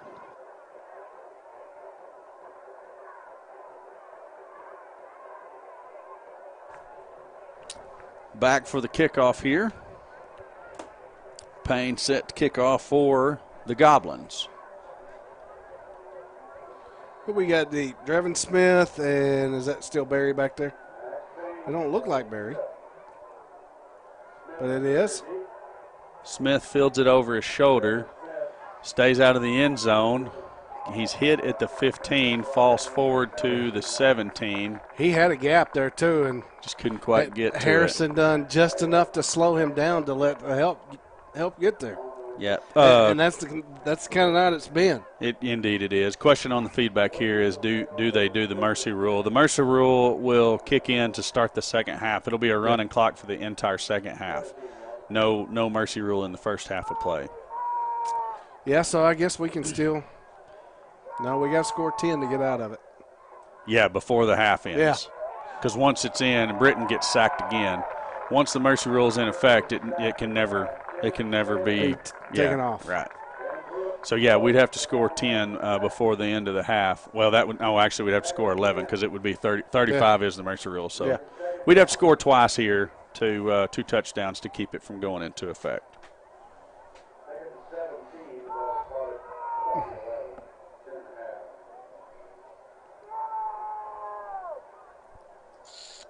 And the Harrison fans still hollering, get him. No mercy here. None. Barry is hit hard on the quick out.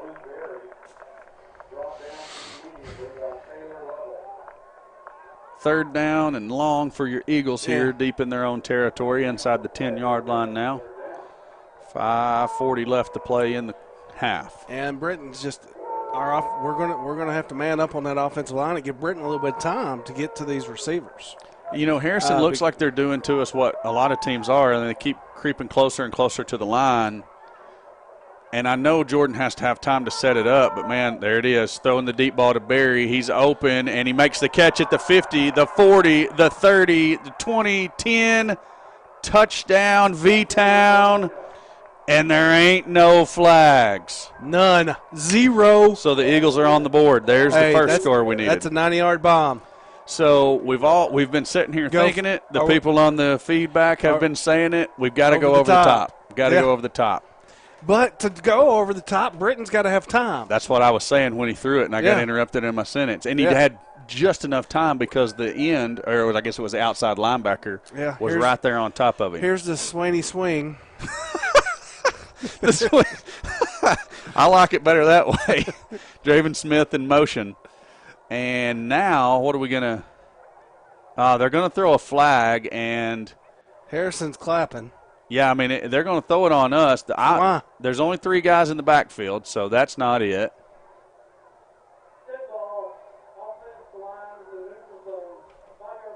Oh, Offensive line in this the cat out here on the far side is saying that these guys were lined up in the neutral zone. Okay. I mean, He's got the angle. We don't, but I guess. yeah. I mean, the hashes are right there for us to see. We've been doing this all year long, and we haven't been accused of being in the neutral zone. This ain't our first rodeo with that. We're going to go to a traditional offensive set now. We got plenty of time. Get your play set here. Yeah, no need to rush. Draven Smith in motion. Britton has the football rolling to his right, looking downfield. He had Kuntz for a split second. Now he's going to throw the jump ball to Kuntz, and did he hang on? No, he did not. But that was where they wanted to go initially. Yeah, he was open. Jordan got flushed. He was covered. Then he just threw it up for him. He put him in a effort. good spot for Good a late effort. pass. He put it high into the outside where Kuntz could get it. Yes. Kuntz definitely had the height advantage and the hop advantage there. Drake wants to talk to us about the touchdown, I see. What do you want to talk about, Drake? Absolutely. You guys got me? Oh, yeah, baby. Hey, a little spark of offense there. A 90-yard. It's National Funk Day, baby. It's National Funk Day. A 90-yarder on the near side. A spark at least. I mean, something there. And then Kuntz going up for the jump ball. I like that play. I hope we see that later on in the season. I'm hearing staying alive in my head right now. And that just so happens to be the Bee Gees, who Alan was once a member of or a background dancer. I was the backup singer for the Bee Gees in 72. The king of funk, Alan Wade. He's the guy in the background going, That's him. Staying alive! Funk Day. Yeah, yes, sir. Eagles on the board here, and we've got all of us excited. We're happy. Who cannot get excited about some Bee Gees? If you can't, you're wrong. That's all there is That's to right. it. So the Eagles on the board, trailing 45-6. Now, hey, Rick Schaefer. Okay. We've got a chance. Onside kick here. We've got a chance. So you're saying there's a chance to keep the mercy rule from being enacted. It is the onside, looking for the hop. There's the hop. And they touched it, and the Eagles try to get on there, but I think a Goblin Harrison got it. Yeah. Have they pointed? Yeah. Oh, man, that was exactly what you needed because it took the hop about the time the guy came forward. It bounced off his shoulder pad. We just overran it. Yep. Doggone it. We almost pulled it off. We faked the funk anyway, huh? Yes. Oh, Madeline, now I don't know if I'm going to be able to invite you since you don't know who the Bee Gees are. Go talk to Mom and Daddy. Yeah, your mom can tell you who the Bee Gees are. If you don't school us on some Bee Gees when you come for your interview, you don't impress us. I've seen the videos of her doing the little teacher dance things there at school, so I know she knows what's up. Who's Greenbrier playing? Farmington, 7-7 at the half. Greenbrier and Farmington tied up. I do see it. Okay, she says she's just kidding. And we got it. We got it. Okay. Let me get over here on the scoreboard, see if there's any. Oh, that's a deep pass. Pretty good coverage by Lewis. No flag. The Harrison receiver wanted it, but he was just running step for step, face guarding him. I didn't see him put his hands on the receiver. And this is our sophomore quarterback that come in, Keelan. Cole Key, I think I'm saying his name correct. Let me look. What's his number? 15. Keelan? Keelan is how I would say it. Cole Keelan. And he's got some time in, but typically he's only attempted 8 passes, so a lot of run game out of him. So let's pin our end back to 24. Colin Ballard. He runs into a wall of Eagle defenders. 4th down. We got to stop him one more time. 4:30 left here in the half. Hey, this would be huge. It is. This would be huge. I mean, for us to make a comeback, we need to score again before half. Hey, Clarksville's beating Huntsville 27-15. That's got to be very close to halftime. That's an interesting score. And we get the ball at the half. Oh, yeah, we do, don't we? Yeah. Hey. Here's a 14-point swing. This is an opportunity for something good to happen for the Eagles. Give us to the back, and I don't think he got it. I know he did not get it. No. That's going to be Vilonia Eagle football. Stopped short turnover on downs, and the Eagles have got a chance to put up another score and keep the mercy rule out of play for the time being. The unit showed up. The unit. I love it. I forgot about that. I've said it twice now. I heard you, but I was focused on something else, and I just didn't come up with the yeah, my bad, buddy. It's all right. I'm sure that was more than the unit. That was the linebackers involved in that. I mean, there was a lot more. It was just a good juncture for me to add. I like it. Add that in there. I'm scanning scores real quickly here to see if there's anything else interesting. Oh, Morrilton 7, Alma 6 at the half. That's pretty much it for the 5A for interesting. Britton looking to his left, throws complete to Watson out across the 40. He's hit immediately, but, man, Corbin Watson has stood in there and taken some shots, but he just keeps standing up there and catching the football. Sure-handed. Over the middle with the linebackers putting the pressure on them like they are. Safeties are just a little bit deeper, but now here they come creeping up. Might be another good time to stretch the field right here if Britton can get a chance to set his feet. Right here, one-on-one right here with Sadler. He's looking this way, but not the right route. No. Intercepted. I think hit the ground. Okay, good. Not the right route.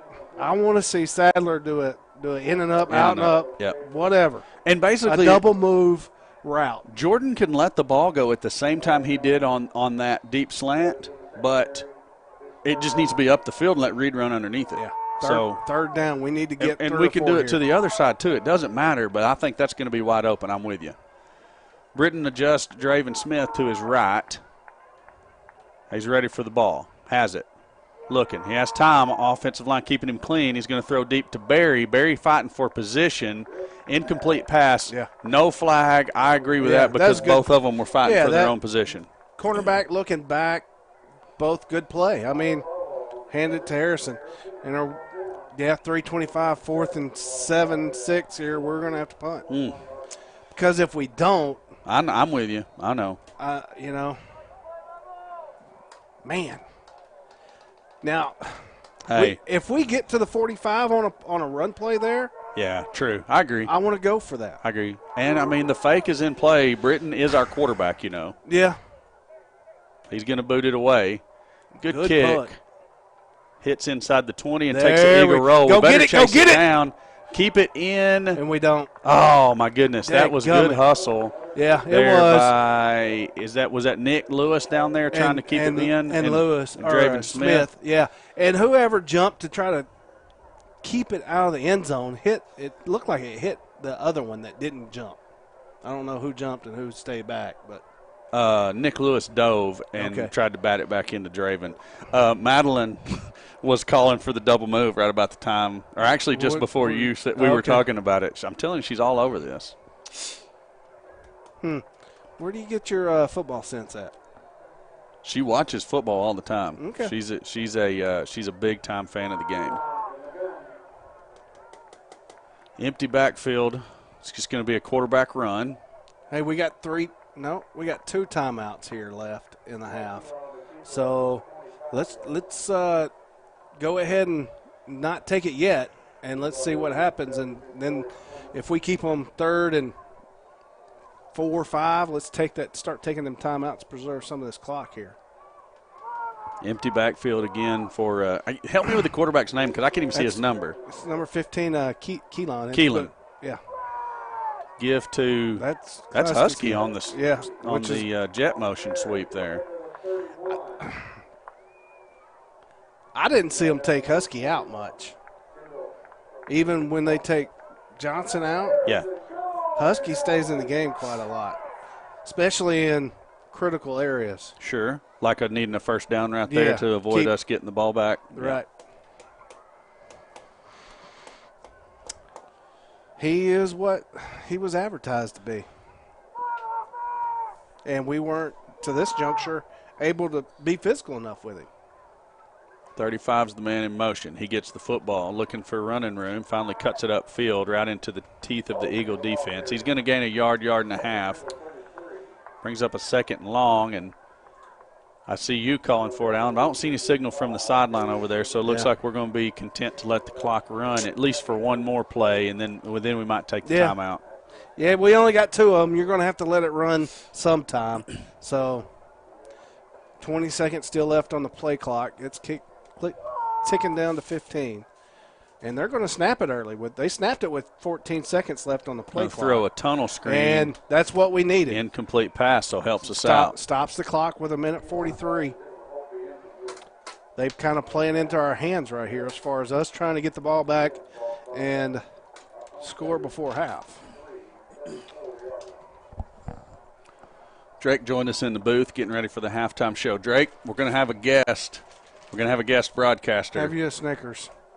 Madeline Tipton. She's got all the football knowledge. No, like in the subsequent weeks, we're gonna actually bring her in the booth. You're dang right we could. She's smarter about football than all of us combined, I think. Oh, I think that's going to be incomplete out of bounds. Oh, my they're calling goodness. that a catch. Wow. He had a lot better look at it than I did. Yeah. Hey. What is a tunnel screen? A tunnel screen is where the receiver starts out wide, and he actually comes running back at the quarterback as the ball's being thrown to him. So he's like running up the tunnel to the middle of the field, catches the ball, and goes inside instead of rather going outside. Ask Honeycutt how his school board election turned out. I heard he didn't win. Did he not? Did he ever find his keys? I heard you knew where they were. 24 takes it. He's out across the 50 into Eagle territory. That's Colin Ballard. It's going to leave him about 3 yards short, it looks like. Maybe just shy of 3 yards short. Yeah, and now, we're fixing to tick down under a minute. Probably just let it roll, baby. We do get the ball, like I said, at the half. That's number 30 coming out of the backfield, tackled by Vines, 38. I think I need some, super magnifying glasses. Yeah. You're getting old, my friend. I'm not denying that fact. Why'd the clock stop at the stadium? First down. Oh. There we go. Interior run again by the Goblins. Stuffed by the Eagles. A short gain there. I see. Oh, that's. Jace Greer was in on that one. 44, not 14. See, I guess I'm getting old too. 44. I know I should know that one. He's not on my roster. But I see a 44 lined up at linebacker. Oh. They had the slant open. They did. Just could not convert to Shaver. So that brings up 3rd and long for the Goblins. Harrison is just changing out personnel. They still running their offense. Mm-hmm. Which, I don't blame them. If you don't like it, stop it. I don't have any problem with anything going on now. No, I don't either. Other than I don't like being this far behind. Yeah. Keelan has it. He's going to throw to the right side, complete to Ballard, who was wide open. Man, I'm going to have to go back and watch it. Just see how they're getting that open with that. Because, he's lining up in the backfield. He's just running real route. So, I don't know if that's something with our scheme. I don't understand it. I don't know either.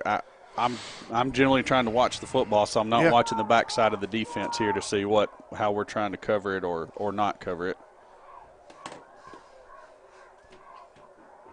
Give us to the fullback. He's tackled by Jace Greer. That's probably going to be the last play of the half. Actually, no. Somebody calls timeout. Harrison calls a timeout. Really? Wow. Okay. I take back what I said just a little bit ago. Dwight David Honeycutt says to tell you that he found his keys. Okay. Thanks. I was concerned. He didn't say. No, he didn't say. He did not say where he found them. No, Alan asked if he found his keys. I said, I heard you know where they are. But DDH says he found them. Grant, are our mics working? Yeah. I think, Miss Maynard, it is on your computer. Yeah. If you don't have both of your speakers plugged in. Yeah, if you don't have both speakers plugged in or you don't have both earbuds plugged in, you might only hear one of us sometimes. If you're not hearing either one of us, I don't know because everybody that's communicating with me right now says that they can hear us very well. So, anyways, Grant can hear us. Grant can hear us up close and personal. What is it? Oh, yeah. Drake posing as Grant. Drake on Grant's phone says he can hear us. He's sitting 2 feet from us. We're glad you can hear us, buddy. Ooh, I think he snorted there. Ballard has the ball, and he just about found a crease. That was about to get ugly for the Eagles. Well, they got another quick stop of the play of the clock. Well, yeah. Nine ticks left. Of course, Draven Smith on the tackle gets up just a little bit gimpy, but I think he walks that off. He's good to go. First down from Harrison. And the Harrison players are going to just walk it off and let the clock expire on the half. No. Good grief. They called another timeout with 3.4 seconds. They're going to set up a field goal here. Yeah. Okay. Hey. Why? So the only answer that is acceptable is practice. That's what I was going to say. I mean, you've got practice to practice this kick. Well, but do you have it against another team who doesn't know your field goal set and all of that? I mean, I'd rather it be this than put it in the air and try to throw another touchdown pass on us. I don't like it. Drake, you're hot down there if you had something to add. Yeah, Eagles facing the mercy rule in the second half with it being a 35-point lead for Harrison. We talked about that. Yeah, so what about a strip and take it all over the house? We got to have something here. We can't be down 35. We Rick Schaefer'd the heck out of it earlier. Already. And we almost put it off right before the attempted onside kick. Here's what I'd do. I'd take Draven Smith and put him under the goalpost in case we got a short kick. Let him return this. Let him Auburn this kick. But it's in there good from 30, however many yards out they were there. Don't care. So put another 3 on. Ouch. You got to warn us before you do that, buddy. I hope y'all didn't hear that at home because it hurt our ears. That's the final play of the second half. And my only point was they're looking at bigger and better things down the road, and maybe they got a kicker that needs practice hitting the field goal. Who knows? At least they weren't onside kicking and throwing touchdowns when they were already up 40. I'm just saying we had that done to us too. Sure. Okay. Don't like it, stop. All right, here's what we're going to do. Drake is still here, Trevor. He'll be back in just a minute on the halftime show. Grant, roll all 3 commercials for us 2 times, please. So you're going to see all the commercials twice so we get caught up there. And we're going to set up for the halftime show. We'll have Alan and Drake back with you guys in just a minute. Thanks for watching. On Vilonia Eagle Football, brought to you by the Vilonia Eagle Football Foundation and these fine sponsors. D&N Construction has always been a supporter of Vilonia athletics, and Vilonia football is no exception. On behalf of the Vilonia Eagle Football Foundation, we thank you for your continued support of Vilonia football. Charlie Roller was an outstanding athlete at Vilonia, and he truly exemplified what it meant to be a Vilonia Eagle. On behalf of the Vilonia Eagle Football Foundation, we would like to say thank you to the Friends of Charlie for their continued support of the Charlie Roller Classic. This event has allowed ongoing support to many sporting events and activities throughout the Vilonia School District.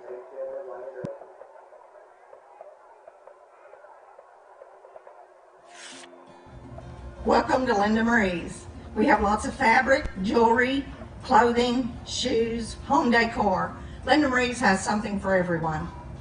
Linda Marie's is your one-stop shop for Vilonia Eagle, Arkansas Razorback, and other sports and boutique apparel. Linda Marie's for weddings, anniversaries, birthdays, and more. You can find it here. Stop in and see us. Linda Marie's, there's something for everyone. Come back and see us. Bye.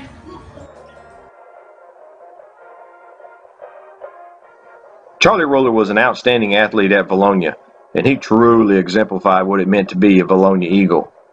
On behalf of the Vilonia Eagle Football Foundation, we would like to say thank you to the Friends of Charlie for their continued support of the Charlie Roller Classic. This event has allowed ongoing support to many sporting events and activities throughout the Vilonia School District.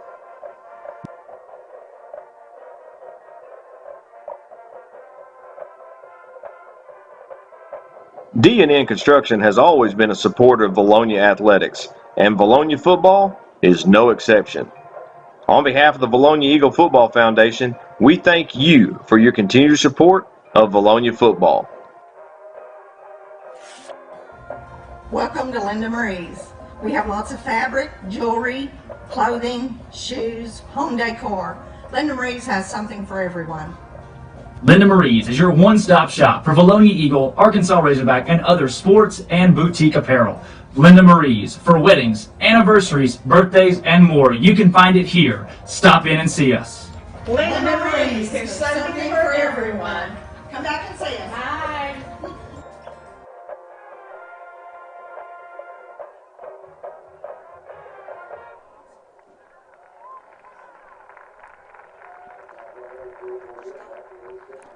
And we are back live in the booth here, Drake Toll and Alan Wade, for the halftime show. The Eagles trail the Goblins right now at halftime with a score of 48-6. The offense for the Eagles there to begin. We had a great drive on our first drive down the field, and just squandered a scoring opportunity, missed a field goal down there. And defensively, we hit hard to start the ball game. It was just a couple miscues, a penalty that brought a touchdown back, 2 turnovers on offense that really killed us, and gave Harrison great field position and gave them a position to win. And hey, you got to give it to Harrison. They are as advertised.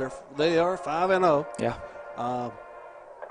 And when you don't perform at your best at a good team, that puts you down 42 points. Yeah, and they have a Gabe Husky too, and a Ben Johnson, and it's been Husky. It hadn't been Johnson. It hadn't hurt us. Not much. It has been Husky. Husky's just shot out of a cannon. We have not been physical with him. No, absolutely not. So, absolutely not. There you go. Hey, one of the things we do want to do actually in our halftime show, we had during the pregame, we did our senior spotlights with Hayden Cooper and Brandon Cox, who had great weeks last week. Such a great senior spotlight. We had some audio issues in that one, so we're going to go ahead and run that one again. We got 3 minutes of senior spotlight. It's the best one that I think we've had so far. They did a great job. All of our senior spotlights have been spot on. Yeah. So happy National Funk Day, and go ahead and roll that senior spotlight again. We're here with this week's senior spotlights, Hayden Cooper and Brandon Cox, both guys manning the right side of the line. Brandon, how long have you played football?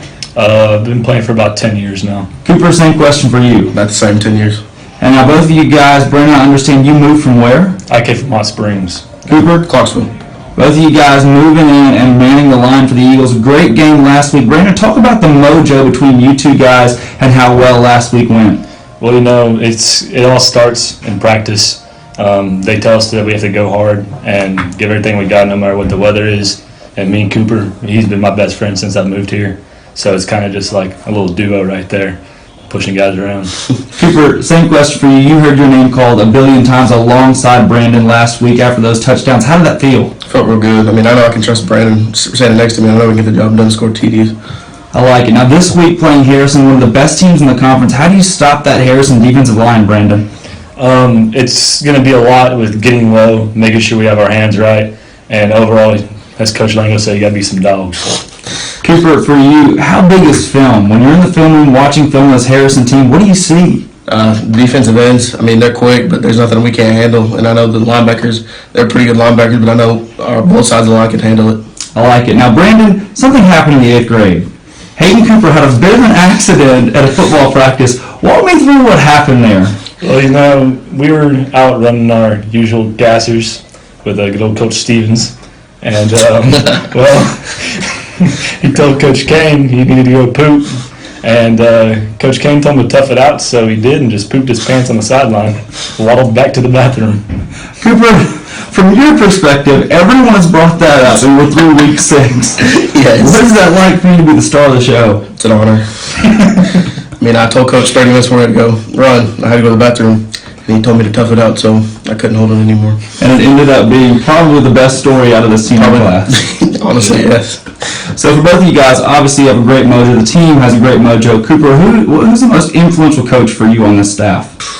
Probably Coach Sweeney. He's got a bunch of excitement, but all the coaches are great. But Coach Sweeney really stands out, man. He's crazy, and I love it. He's got so much energy on practice and on games, and he just helps us do the right thing, get the job done. Brandon, same question for you. It would have to be between Coach Mallett and Coach Kane. I mean, they've been with me throughout the summer. They're always keeping up with me, calling me, texting me, letting me know how I'm doing, and it's like giving me that extra motivation I need. But it's like that with all the coaches. They're always there for us, and they're always trying to push us further. Cooper, you got Harrison this week. They're 5-0 coming into the game, but the Eagles with a chip on their shoulder after a win against Huntsville. What's your score prediction this week? I have no idea, honestly. I just know we want to go up there and get the job done. Take on the dub coming from Harrison. Brandon, same for you. 62-0. 62-0. I love it. Once again, 67 Brandon Cox and 70 Hayden Cooper, the senior spotlight. And we are back live here from Crooked Creek, Harrison, Arkansas. Myself, Drake Toll. Alan Wade had to step out. It is National Funk Day, so he is celebrating downstairs actually with his wig on. First time he's had hair since '92. So as far as the Eagle offense went in that first half, again, a couple crucial turnovers that really were the kryptonite. We were able to move the ball, matriculate it down the field on that one of those first possessions, and then missed a field goal. That hurt. That would have made it 14-3, put points on the board, and would have only been down 11. But not able to convert there, and then having the issue going in of not being able to stop Harrison defensively. The explosive plays, the big plays have really been able to help them punch it into the end zone with Gabe Husky running near side multiple times and breaking off large touchdown runs. As far as our sponsors go, thank you to all you guys and the time and effort you put into this, and being able to have a halftime show and be able to come into the booth and broadcast our halftime show. Thanks to those sponsors. You're the ones that sponsor this. We apologize for our inability to show the band, but thanks to our sponsors sponsoring a football-oriented halftime show, we do only do statistics and then talk about the first half, and we are not able to include the bands. We apologize for that for the band parents at home, but we do enjoy being able to bring you a recap of the first half and bring you the opportunity and give you the opportunity to sit down and listen to myself and usually Alan Wade discuss what the Eagles have thrown out on the field. Last week was a completely different ball game. It was 22-10 at halftime. The Eagles leading the ball game going into the second half and then blowing that one out, having an absolute offensive surge in the third quarter. So you hope to see a little bit more of that tonight. But the Eagles have been down and in positions like this before earlier in the year against teams like Little Rock Christian and then in a game against Maumelle, or both of those teams really we came into those very high octane and high excitement, especially going into that Maumelle game in week 2, and fell hard in that one. A tough loss, coming back, beating BB the next week, then falling to Alma. But last week, that surge against Huntsville, some confidence coming into tonight, but we've ran into a brick wall with Harrison being 5-0, the best team in the 5A West. They are going to be 10-0 this season if they see it fit and keep their guys healthy. They're almost all juniors. This team is just absolutely solid. So, again, as far as the first half goes for the Eagles, just a couple miscues that really hurt us to begin, and it snowballed down from there. Once again, as well, thank you to our sponsors, our halftime sponsors, for me being able to take the opportunity as a senior in high school to be able to have this opportunity to broadcast and bring you a halftime show. Not a lot of kids across the state get this opportunity, but for me as a student to get to be able to come live and do this with you guys is absolutely awesome, a great opportunity. So having the opportunity to have a halftime show where I'm able to come on the air, that's one of the big reasons that our sponsors have been able to donate and help us out with that and gotten this on the air. So again, apologies for not showing the band. This is our time to talk about football and to bring football to you guys, recap the first half, and for myself to have the opportunity to progress as I do plan on pursuing a career in this in college. And so I thank you for that opportunity myself. Let's look at scores around the state so far. Bentonville West 28, Rogers 0, and a couple other high classification games. Cabot 21, Conway 7. That one's a rivalry game. Coach Malham in his farewell season tonight trying to defeat Conway High School in one of the biggest rivalry games in the state. Conway's 4-1. They were 4-0 until running into a brick wall against North Little Rock last week. North Little Rock now 5-0. Conway's still a great team coming out of the 7A, but they're down by 14 to Cabot at halftime.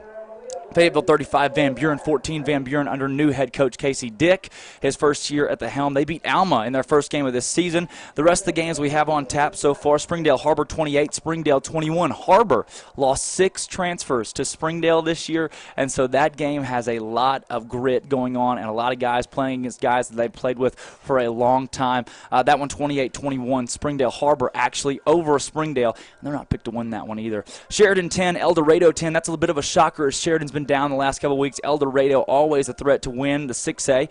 Jonesboro 13, Pine Bluff 12. Another one of those, a bit of a shocker, as Pine Bluff is usually more prized than Jonesboro in the 6A. Looking at 5A scores across the state, you have Lake Hamilton, that's 6A, Lake Hamilton 6A. You have Clarksville 34, Huntsville 15. That one has gone to halftime. Clarksville has not yet won a game since joining the 5A West in 2012, 2011, somewhere in there. They've yet to win a game, and tonight might just be the night against the the Huntsville Eagles, who look to be the bottom team in our conference, and they'll fall to 2-4 with a loss tonight. Looking at the other games, Greenwood 28, Siloam Springs 7, Sylvan Hills 10, West Memphis 13, Hot Springs 3, DeQueen 7, Farmington 7, Greenbrier 7. That one is in the third quarter. They were knotted at 7 at halftime. Defensive game, Farmington Greenbrier not able to score much in that one. Greene County Tech and Blytheville is yet to report a score. Vilonia 6, Harrison 48. Obviously, they're in that first half. Hot Springs Lakeside 7, Texarkana 28. Texarkana a top 5 team in the 5A. Little Rock Christian 42, Little Rock Fair 7. Little Rock Christian was picked to win that one by a lot, and they're doing it so far. Little Rock McClellan 48, Hope 9. Hope perennially one of the bottom teams in the 5A that look to continue that trend this season, sadly. Camden Fairview 20, Magnolia 13, Maumelle 21, Pulaski Academy 28 at halftime. Maumelle had the lead 14 to. What was that? I said, Allen? I'm here. Where? I'm fact checking you on this Clarksville deal. Oh. Okay. You go ahead. Well, please welcome Alan Wade somewhere in the facility. Rolling. He is on our halftime show. Maumelle 21, Little Rock or Pulaski Academy, 28. PA is 4-1 right now. Maumelle sits at 3-2. That one a big game in the Central with a lot of playoff implications. Maumelle was picked to lose by 21. They're hanging with PA at halftime. Morrilton 14, Alma 9. Morrilton, that one in the third quarter. They're still playing with Tucker Granberry, their sophomore quarterback. Hey, they're starting to figure some things out, ain't Alan, they? where are you? I'm just in the shadows. Tucker Granberry is their third-string quarterback, just a sophomore, and he's played great so far this season where he's had to come in. He's settled into a role. He was going to be their JV quarterback, and right now Dylan White breaks his foot. That's their backup. Jacoby Criswell, their starter, tears him part of his knee, and he's out for an extended period of time. And so Morrilton at 14-9. Steve, you had to do that during the injury update. You had to go. Steve has now donned the black and red wig. Nettleton 42, Paragould 0, Valley View 0, Wynn 28. Wynn trying to pick up a win. Valley View's been great this season. Wynn has been kind of down, so that one a bit of a shocker as Wynn leads by 28 at halftime. Parkview 21, Watson Chapel 14. Big implications in the Central in that one. Whitehall 13, BB 0. Whitehall has not had a great stand so far this year, kind of up and down after missing Coach Vaughn, who was there for an extended period of time, one of the better coaches in the history of the state of Arkansas, and they lead BB 13-0. BB struggling through their season. They actually defeated Watson Chapel, upset them after being down double digits at halftime. And then that actually concludes the scores for the 5A there. A couple other interesting scores from across the state. Robinson 21, Nashville 7. That's always a pretty good game. Ozark 14, Dardanelle 13. If you know anything about Arkansas high school football, you understand that these are pretty big games going on across the state. You also have right now Stuttgart 14, Bald Knob 0. That one a bit of a fest at halftime. Waldron 0, Pottsville 14, still in the second quarter at last report. Let's see who else we have in here. No one has gone final yet in the state. And then It's only 8:30. It's only 8:30, so that does make sense. Glen Rose 13, Danville 7 right now. That one another big one. Mansfield 16, Charleston 7. Mansfield has come out of the woodwork this season, had a great year so far. And then one of the games of the week coming out of the 4A division, that's Harding Academy 35, Mountain View 6. That one not turning out to be much of a ball game. Prescott 20, Smackover 7. Prescott's quarterback playing Division I football at Purdue. Smackover has a whole slew of athletes, but they trail at home in that one by 13 so far. And then Rising continues their tear 44-0 over Palestine Wheatley at halftime. We always pick a team and say, thank goodness we're not that team at halftime. And this week, I think my team is Murfreesboro. Thank goodness we're not Murfreesboro, as they currently trail Gurdon 55-0. So, and that's already in the fourth quarter. That one's going to end very quickly for those in that ball game at Murfreesboro. And then my game of the week, my overall game of the week, my dad's a Hazen Hornet. He's a graduate from Hazen High School, and they lead Desark at halftime in a rivalry game, 8-0. Very physical ball game, a very physical match going on in that one. There's actually 4 minutes left of halftime in this ball game as your Eagles do trail the Harrison Goblins. Your keys to the second half, Alan, you're somewhere in the building. Please, what are the keys to the second half? As I'm eating my catfish.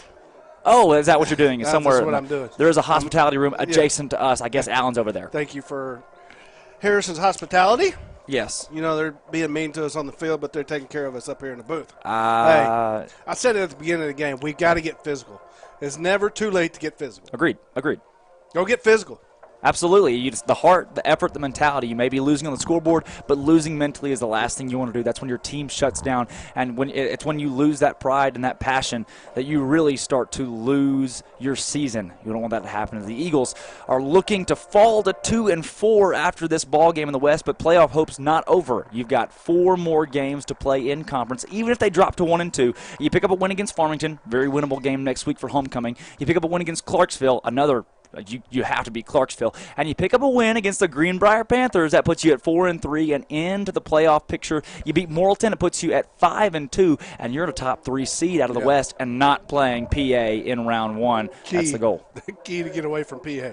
Yeah, exactly. Key is to get away from PA. And then looking at that, you've also got Farmington next week. The Eagles have not won a homecoming game for how many years?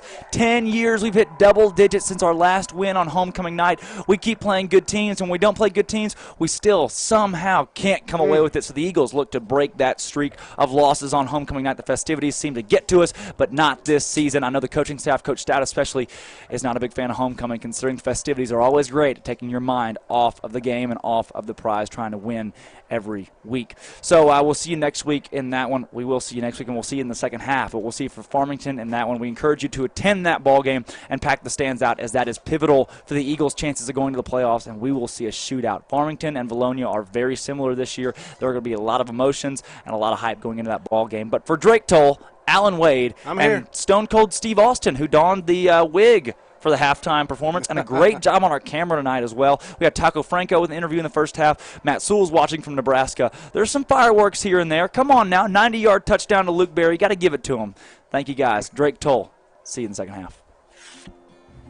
Welcome to Linda Marie's.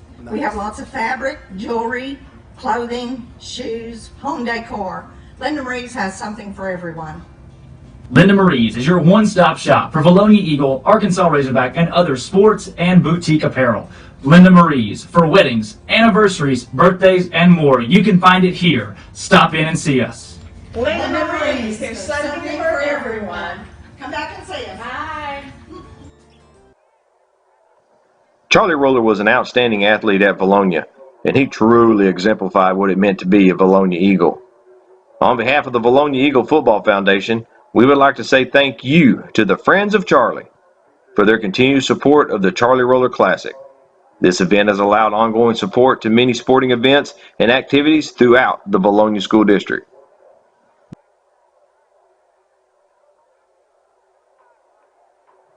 D&N Construction has always been a supporter of Vilonia athletics, and Vilonia football is no exception. On behalf of the Vilonia Eagle Football Foundation, we thank you for your continued support of Vilonia football. Charlie Roller was an outstanding athlete at Vilonia, and he truly exemplified what it meant to be a Vilonia Eagle. On behalf of the Vilonia Eagle Football Foundation, we would like to say thank you to the Friends of Charlie for their continued support of the Charlie Roller Classic. This event has allowed ongoing support to many sporting events and activities throughout the Vilonia School District.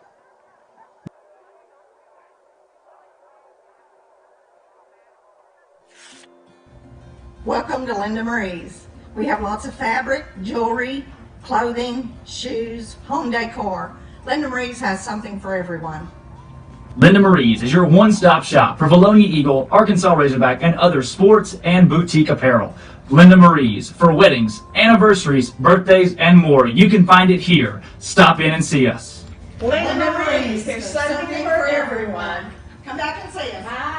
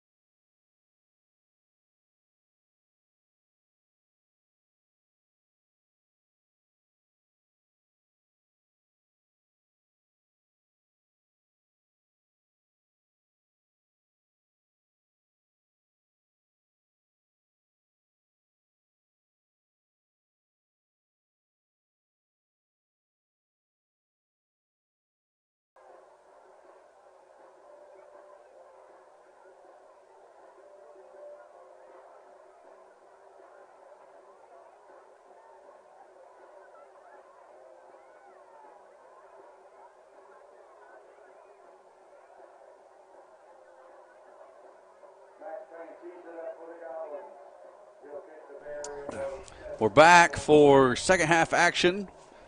Goblins set to kick off to your Eagles here to start the second half. We got all of our Scooby snacks in place. Yeah. Oh, pooch kick to start it off. That's taken by Corbin Watson, and he says, y'all kicked it to the wrong fella. Wrong dude. Rumbling and stumbling and bumbling all the way up to the 45. I'm going to dish out a little punishment of my own to you guys. That's right. Good catch and run there by Corbin. And just like an old Papa Bar. Pretty much, yeah. Yeah. Runs with reckless abandon. No. It is the mercy rule, so there will be no stoppage of clock. So you don't have to worry about the clock the rest of the half. Britton brings Bell back into the backfield to his left side. Has the ball. Gives it to Zeke, and that was going nowhere before it started. Hey, they sniffed it out quick. I heard all of that, by the way. That'll be just about enough of that. That's Alan Wade with his Snickers. Brought to you by Halloween candy from the Dollar General store. Maybe we need second and 11. Take a Snickers down to the guys. Possibly. Oh! It's going to be – I don't even know where the ball ended up.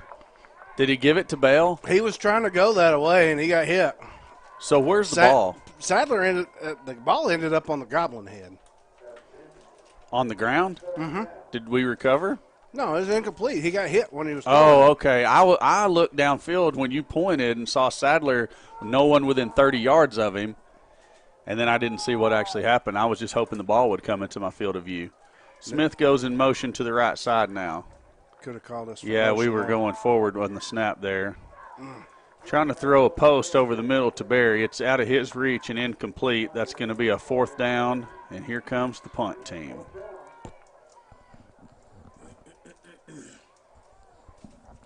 Rick, no audio difficulties. We just like Ozzie. That's all there is to it. What's wrong? What's he got against Ozzie? He was asking why Ozzie was playing. Oh. He thought we were having some audio difficulties.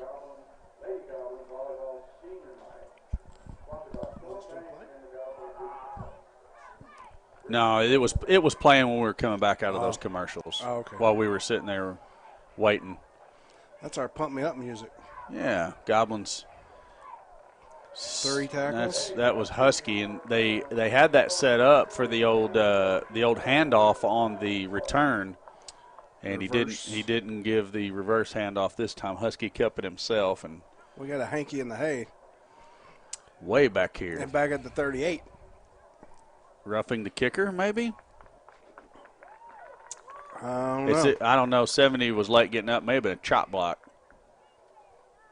They're coming over to the Harrison coaches to try to determine exactly how they want to enforce the penalty. Probably just take the punt and move on. Somebody says they see 2 hankies in the hay. You might be seeing the I'm not saying they're not out there. Yeah, block below the waist.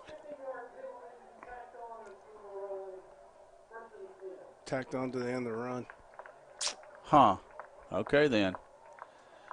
So, and yeah, I saw 70 getting up slow and being helped off the field, so I thought we might be looking at a chop block or something like what was called. Snickers didn't help me out at all. I know what I saw. Well, thank you very much. What he saw? He says he saw 2 hankies in the hay. I said maybe you're seeing these marks down here on the field. Yeah, they've got some yellow marks for their goal line, for their soccer goal. You know, the box on it. I don't even know what they call that. What do they call that? You know, the big box around the goalie? You think that's what that's for? Yep. Okay. Give us a 24. There you go. Some penetration in the backfield by, I believe that's Wimberly. Yeah. And that's what it's going to take. First team, second team, third team, it don't matter. We just got to stop them here. 48 is enough. 2nd and 10 now.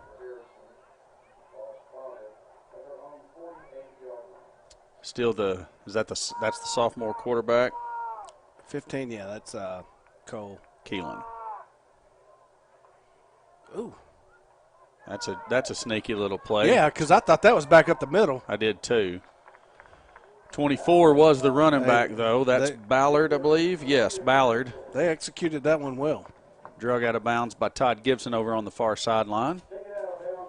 First down for the Goblins out across the Eagle 40. You know, I stepped down in the restroom at halftime. That's why I left the halftime show. Some of the old men down there were talking.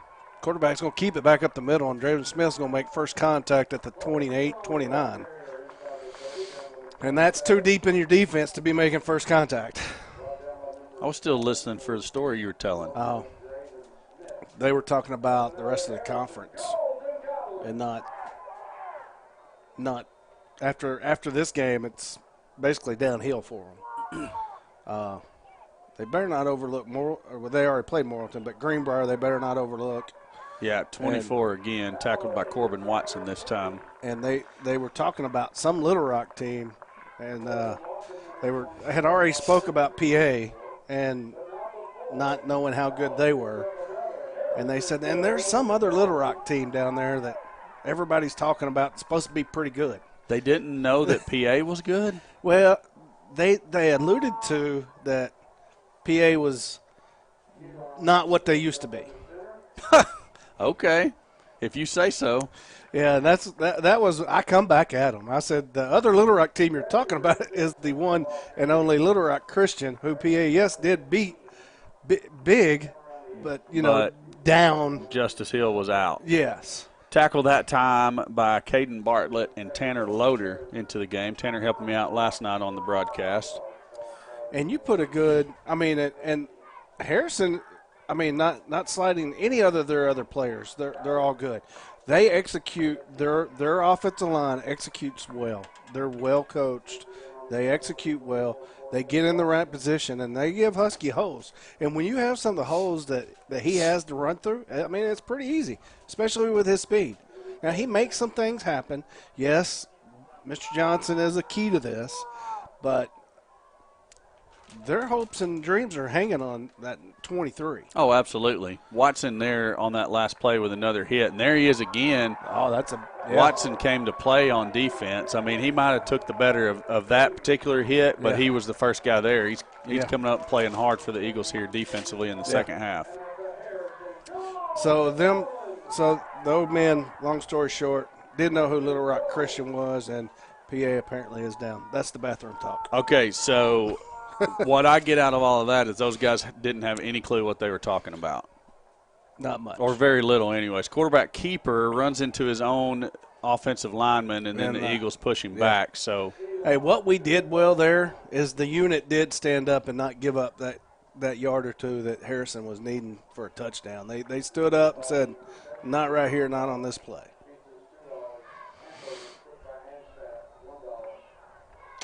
So, they just don't know much about the Central Arkansas game. I suspect they'll find out. Quarterback keeper this time into the end zone. Touchdown for the Goblins.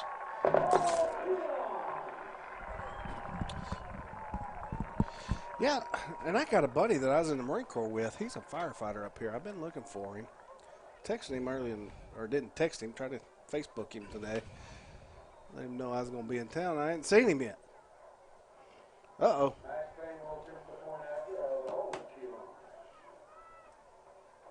Kick is good for the extra point. That brings the score to a total of 55-6. Goblins leading the Eagles of Vilonia. And Drake is not with us at the moment. I see where he is, but I don't think he's in a position to go on the camera at the moment. So, see him over there in the stands? Yeah. Maybe we should have Steve zooming in that way looking for him. A little to your left, Steve. He can't hear us. Should I tell him? Drake, if I tell him Drake's going to hear it in his ear. There, he found him. I didn't even have to tell him. Oh, that's not Drake, actually. That's Mr. Newman I was thinking was Drake. Dressed just like him. So, see the camera there scanning the Eagle stands? Maybe Drake's with the student section, wherever it is. He did tell me he was going to go up there and see what was going on. So he'll be back with us here in just a little bit for some more.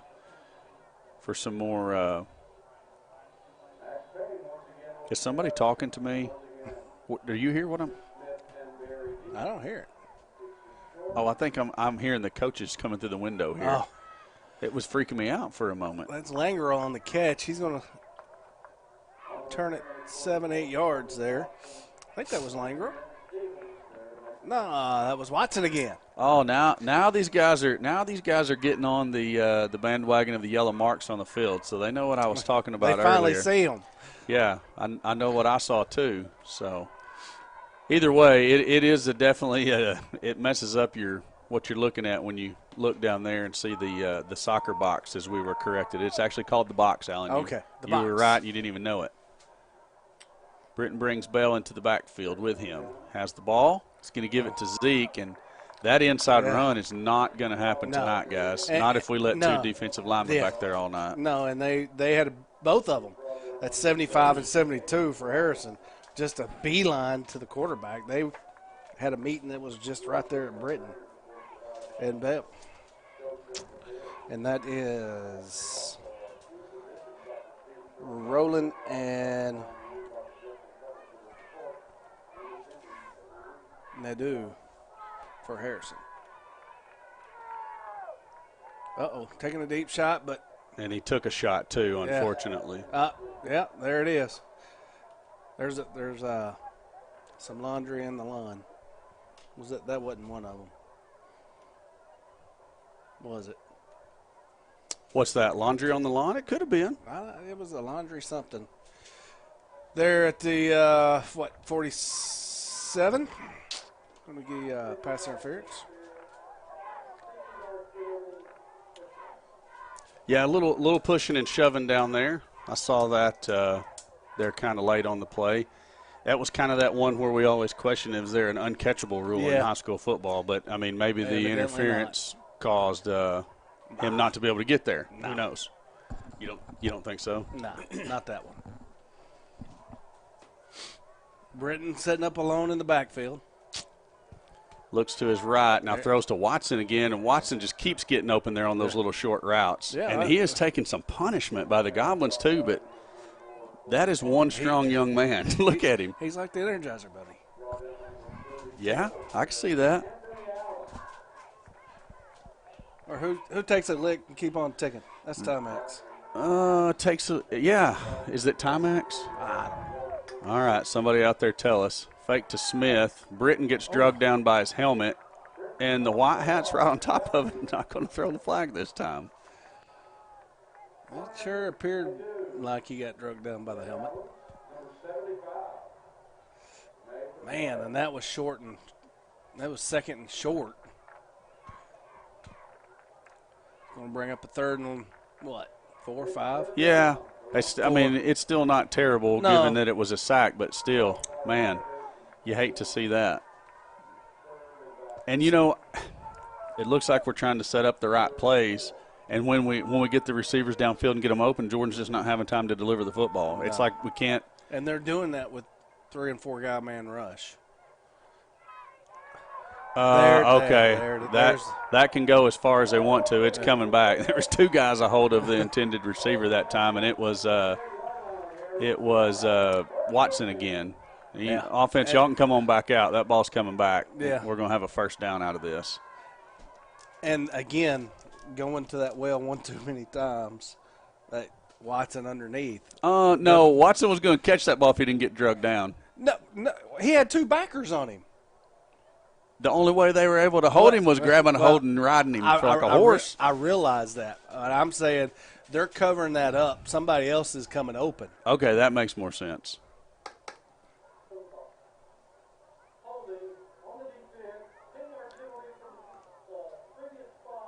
Okay, yeah. He was so they called the defensive holding. He started stepping off from, and now they've done move, from the holding. No, they're calling it from the original line of scrimmage is a 10-yard penalty. So it's going to be a first down. They're going ahead and moving the sticks up. Well, the chains moved, and he started moving from at the end where they returned the interception, and just seemed like there was a lot of confusion, but maybe only in my mind. Oh, Zeke that time. Little stretch run. That was Watson out there blocking ahead of him. Zeke picks up about 4, maybe 5 on that, brings up 2nd and 5. And they've got a Bartlett. Caleb Bartlett, number 14 for them. No, that was 34. Man, I cannot see numbers tonight. Sadler's down here showing them, hey, I'm one-on-one coverage with nobody over the top, but that's Draven Smith with a big game there on the 2nd down run. He's got an Eagle first down somewhere. Definitely. Looks like he's going to be inside the 10. Yeah, definitely his best run of the night. Right there. 15, 16-yard run.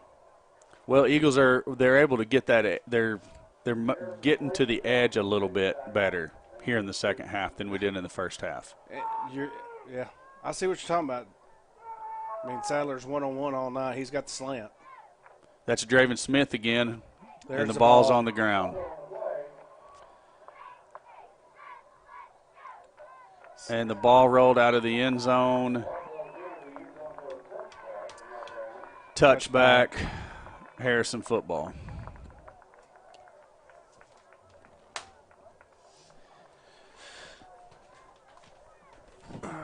And you just –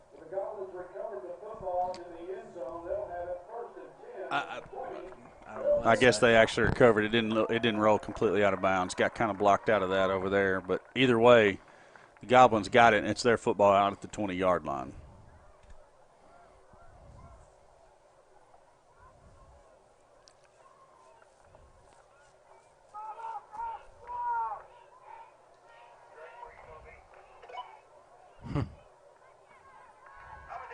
Give us to the back. He's trying to get the edge. Eagles are there and finally make the tackle at the 25. So gained more than I thought he was going to on that play. We got out there and he cut back in at just the right moment. Greer, Bartlett, James all on the tackle. Third quarter coming to a close. Quarters go a whole lot faster when the clock doesn't stop. Yeah. Man, it seemed like the first quarter took forever. And this third quarter has taken very little time at all. Flown by. 55-6 into the third quarter. Grant, go ahead and roll the commercials, please. Welcome to Linda Marie's. We have lots of fabric, jewelry, clothing, shoes, home decor. Linda Marie's has something for everyone. Linda Marie's is your one-stop shop for Vilonia Eagle, Arkansas Razorback, and other sports and boutique apparel. Linda Marie's for weddings, anniversaries, birthdays, and more. You can find it here. Stop in and see us. Linda Marie's, there's something for everyone. Come back and see us. Bye. Charlie Roller was an outstanding athlete at Vilonia, and he truly exemplified what it meant to be a Vilonia Eagle. On behalf of the Vilonia Eagle Football Foundation, we would like to say thank you to the Friends of Charlie for their continued support of the Charlie Roller Classic. This event has allowed ongoing support to many sporting events and activities throughout the Vilonia School District.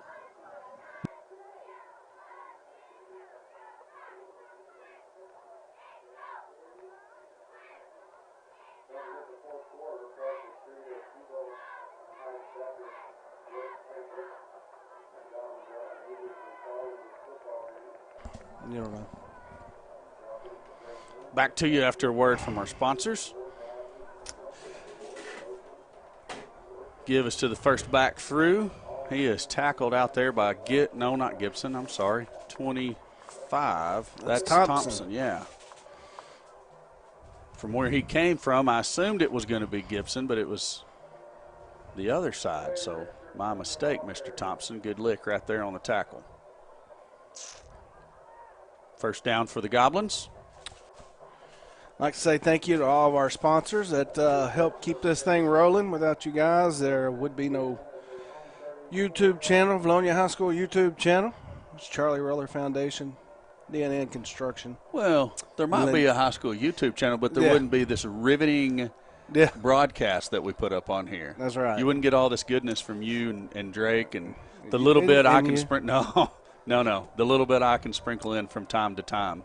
Okay. But I do want to thank the Vilonia Eagle Football Foundation. Yeah, That's the quarterback keeper around the left side. He's going to be tackled by Gibson and Watson. Watson seems like he's in on every single tackle here in the second half. He's had a good night, hasn't he? He has. I really applaud Corbin Watson, and not just him. A lot of Eagles players, but man, he sticks out to me as making a lot of great catches offensively and coming up and playing big here defensively in the second half.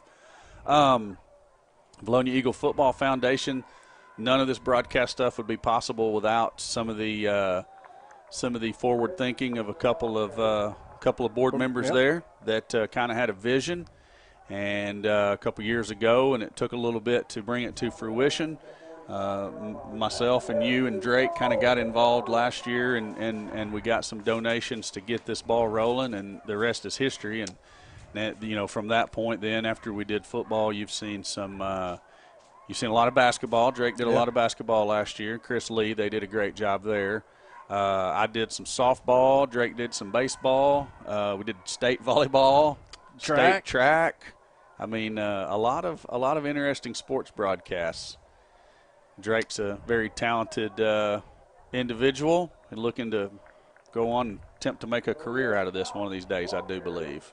New ball carrier into the game for the Harrison Goblins is Julius Scott. He has a run out across the 50. Brings up a 2nd and 3 at the Eagle 48.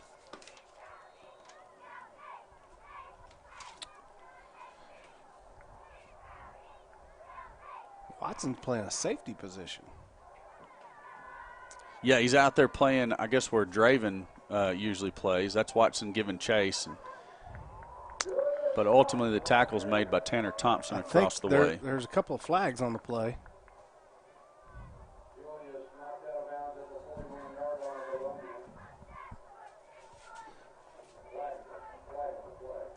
We'll see what the mark is here. Officials discuss it. I'm thinking it's on Harrison because the quarterback's backing up back here. Yeah. Probably a hold from where that's thrown. Yeah. Yeah. I missed it. I didn't see the hold. I didn't either. Officials got it. 10-yard mark off. It's going to be 2nd and 11 now.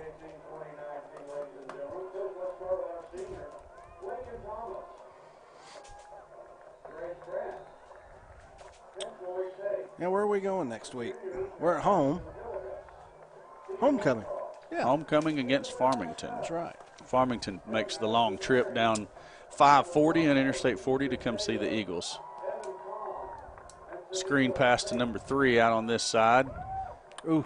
Yep, I saw it. I don't think the officials saw it. The coaches did. They were pointing. Yeah. If we got lucky there.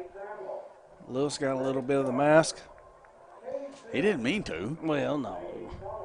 Just an accident. It was an accident. 3rd and 5 now for the Goblins right at the 50-yard line. Yeah, 25 years this year I've been out. Of the penitentiary? I figured out what you're talking about, but it took me a minute. That's why. Class of 93 is their. Are y'all having a reunion? I hadn't heard of anything. Martin? Susan? Is McKissick and Bates y'all's class people who would be in charge of getting that set up? Susan definitely was. I can't remember who our president was. Maybe Richie Atkinson? I'm going to say probably not. Richie, if you're listening, I'm just fun with you, buddy.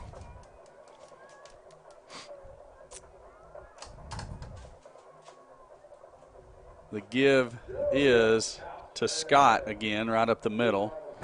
Yeah, our class wasn't dumb enough to elect me or Richie into any of those types of positions. If they had wanted a real live party, then maybe you were the go-to guys. Yeah. But for a class reunion, maybe not so much. No. A little split back they're showing. Yeah, they've shown several different sets. The toss sweep goes to number 31. That's another new running back for the Goblins, Tyler Hutchinson. He's another sophomore for Harrison. I think they've got a lot of sophomores out there right now. I don't know about the offensive line. That's some pretty big boys there. Not saying that a sophomore can't be big, but they look a little bit more mature than some of the sophomores do. Watching game film, I see 53 down there, who is Stephen Chrisman. He's one of the first stringers. Wimberly grabs a hold of Scott and goes for a bit of a ride there. Finally rides him down with the help of a couple of other Eagle tacklers. Todd Gibson always around the football, and Jace Greer was getting up off the bottom of that pile as well.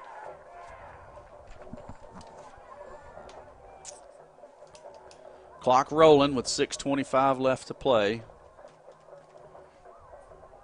I would like to see the Eagles put some more points on the board, though. Yeah.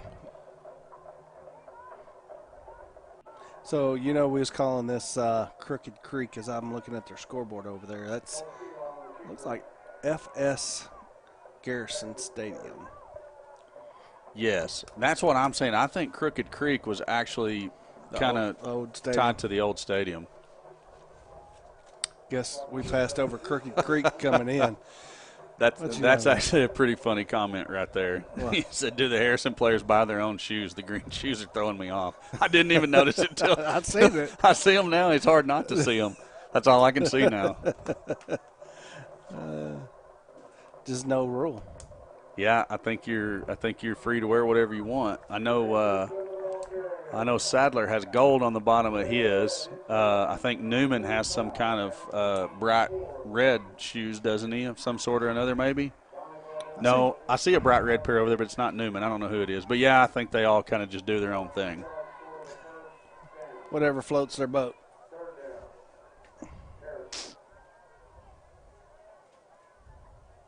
Quarterback's going to keep it again. Was that Watson in there again on another tackle? Oh, no, that's 55. That's Wimberly. My mistake. That is Wimberly. Watson was there late. Yeah. Hey, and earlier I said something about number 44. I think we called a wrong name. That's actually Trubiano. Trubiano had switched to number 44. That is right. Some of the rosters that we have, they've done some jersey changing, and we haven't gotten an updated roster, so apologize for that. Yeah, 44 is definitely Luke Trubiano, so apologize for that mistake a little bit earlier. I made the correction on my note, on my sheet. 16 takes the ball. That's Trey Richardson. He's over guard there for a few yards. Actually, about 5, it looks like. It's going to be a 2nd down and 5. As we're trying to close out this game, Harrison again in the red zone. Not good. We need to keep them out.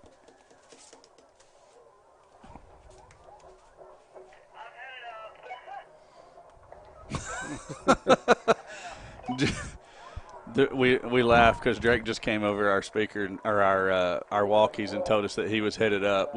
There's no stoppage of plays in a nonstop clock game, so we didn't really have a chance to go to Drake or hit any commercials or anything. Yeah, so we'll catch up commercials when the clock expires here, and then we'll have Drake for the post game show. I don't know, Grant, you gonna do the post game show? Maybe. Yeah. He don't know. Grant's in it to win it. Quarterback keeps. I think he's in there. They're going to mark him down. No. Oh, okay. I was watching the middle official there for a signal. Now, I guess that's not his. That's not his signal. I didn't mean to cough all over you. I didn't get anything on me, so. Well, I mean, you probably did.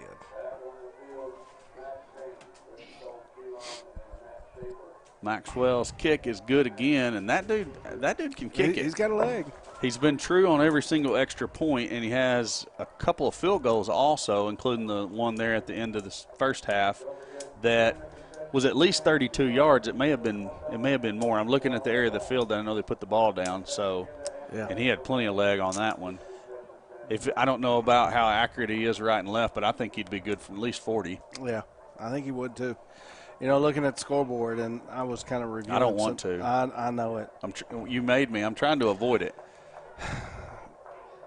Go ahead. I'm sorry I busted your train of thought there. Well, no, you didn't bust it. And our previous worst beatdown was only 32. Well, I say only. Was 32 points to him. It's sad enough that you can refer to it as a beatdown. Yeah. And you're talking about for this season? No. Ever? For us against Harrison. Oh, okay. You know, and we've had some lopsided victories against Harrison. Yeah. Matter of fact, quite a lot. Hey, this is a good comment right here, and it's something that I think of. I mean, I think, and I agree with. I haven't said it yet, but saying this Eagles team just needs more experience. Yeah, and that's true. I mean, is. New coach, new system. These kids have been through a lot in their 3 years of high school football. So, and they're basically all sophomores. That's Sadler at the 27-yard line, and he's not down yet. No, I kept thinking he was going down, and he just kept staying alive. He does, and that's why he needs more touches. We need to get the ball more to him. We need to find ways to get the ball to him. Right, definitely. Reverses, screens, down the field. Yep, looks like we've got some offensive substitutions. Got Tate Langrel in there. Who's the guy in the slot right here, Alan? Madeline, I agree with you. Double move all day. That's Alt? Yeah. That's Zeke Bell coming out of the backfield with the football. He powers ahead for 7 or 8 yards. Bring up 2nd and 2. A jet sweep also would be nice. I mean, all of that, yes. Yes.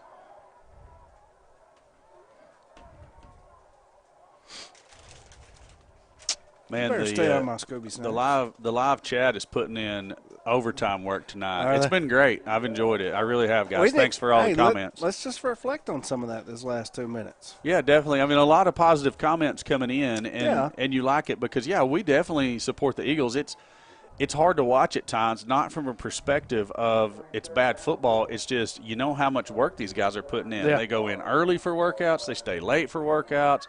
Practice, weights, extra running. I mean, they're doing everything they can. It's just not clicking for them all the time. No, and like we said, a senior is a sophomore this year just because of the drastic change in the offense.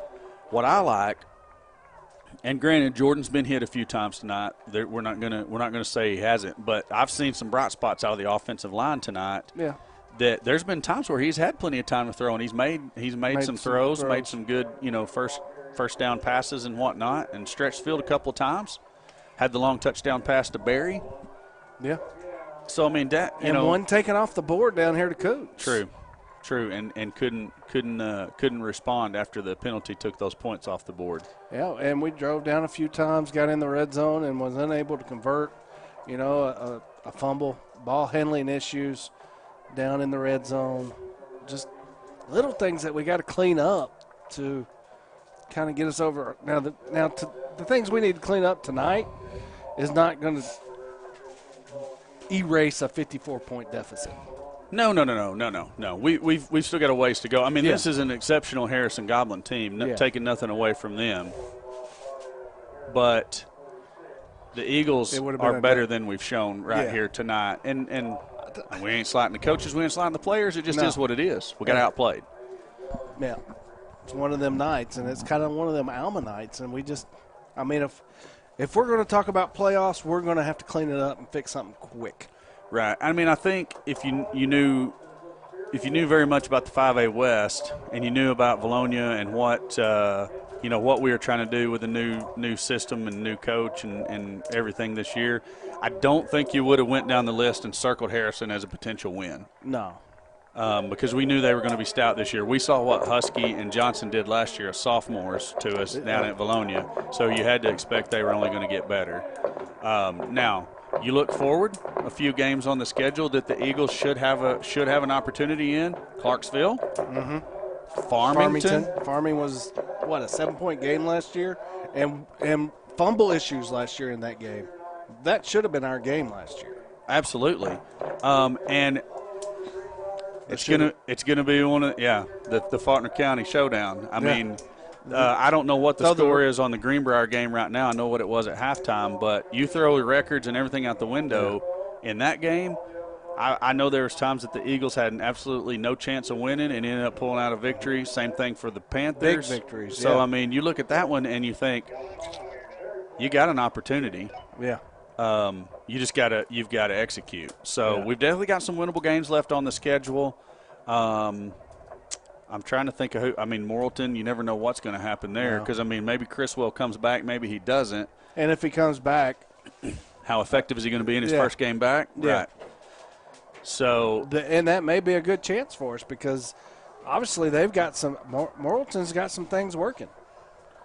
Yeah, let's just do the halftime show right here. Yeah, let's do it like this. Let's not set the camera up. Yeah. Turn him on. They don't have him. Oh, that's the way I planned it. That was cold. That was cold. Low blow. So we'll do the end of the post game show is the word I'm looking for. End of the post game show. I've used up all my vocabulary for tonight. So Drake, you heard what we were talking about. What do you got to add to any of that? No, I kind of got to go down there in the third and fourth quarters, and get to sit with the fans and kind of get the experience. Because really, from a broadcast standpoint, we've seen the aspect of the coaches, we've seen the aspect of the players. And now I wanted to see what is it like for these fans. What are they feeling right now, and how are they taking this? And there's still a lot of positivity down there. I mean, these guys, they haven't given up on the players. They're not going to give up on the players. They're not going to give up on the coaching staff. We've seen in the past some things that have been just some stuff you don't want to emulate. Looking at last season, the way things finished out, a lot of those ball games, you're just not seeing that. The positivity is still there, win or lose.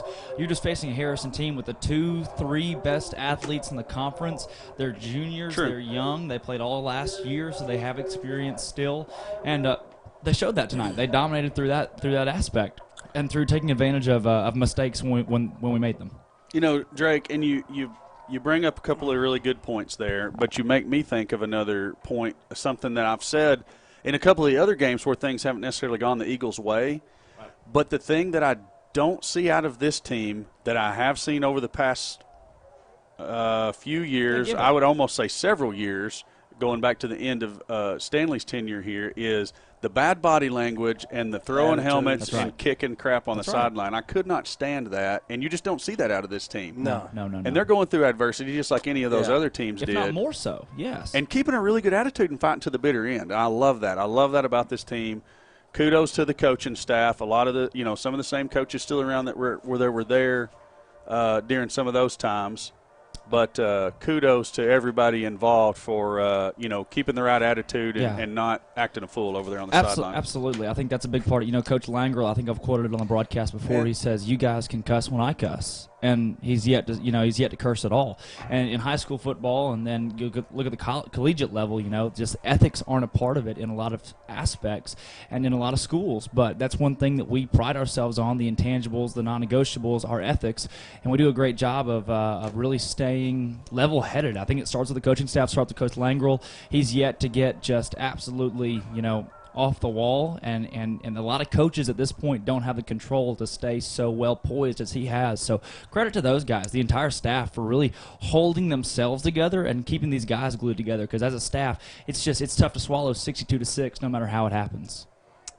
You're right, and what is going to ultimately, when we get these plays figured out, discipline is a key part of a football team.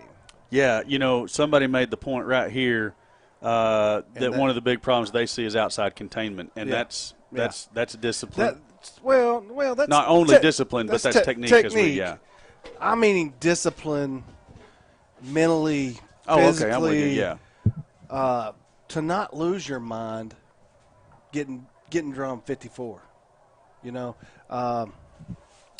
So that discipline has to be in place to build a program. Absolutely. And that's what he's reinstalling into the program. Because that discipline, like you said, over Stanley's tenure, there's things that y'all know, there's things that happen at the end of that that was bad. Yeah. Absolutely. That's kind of what I was leading to. Yeah.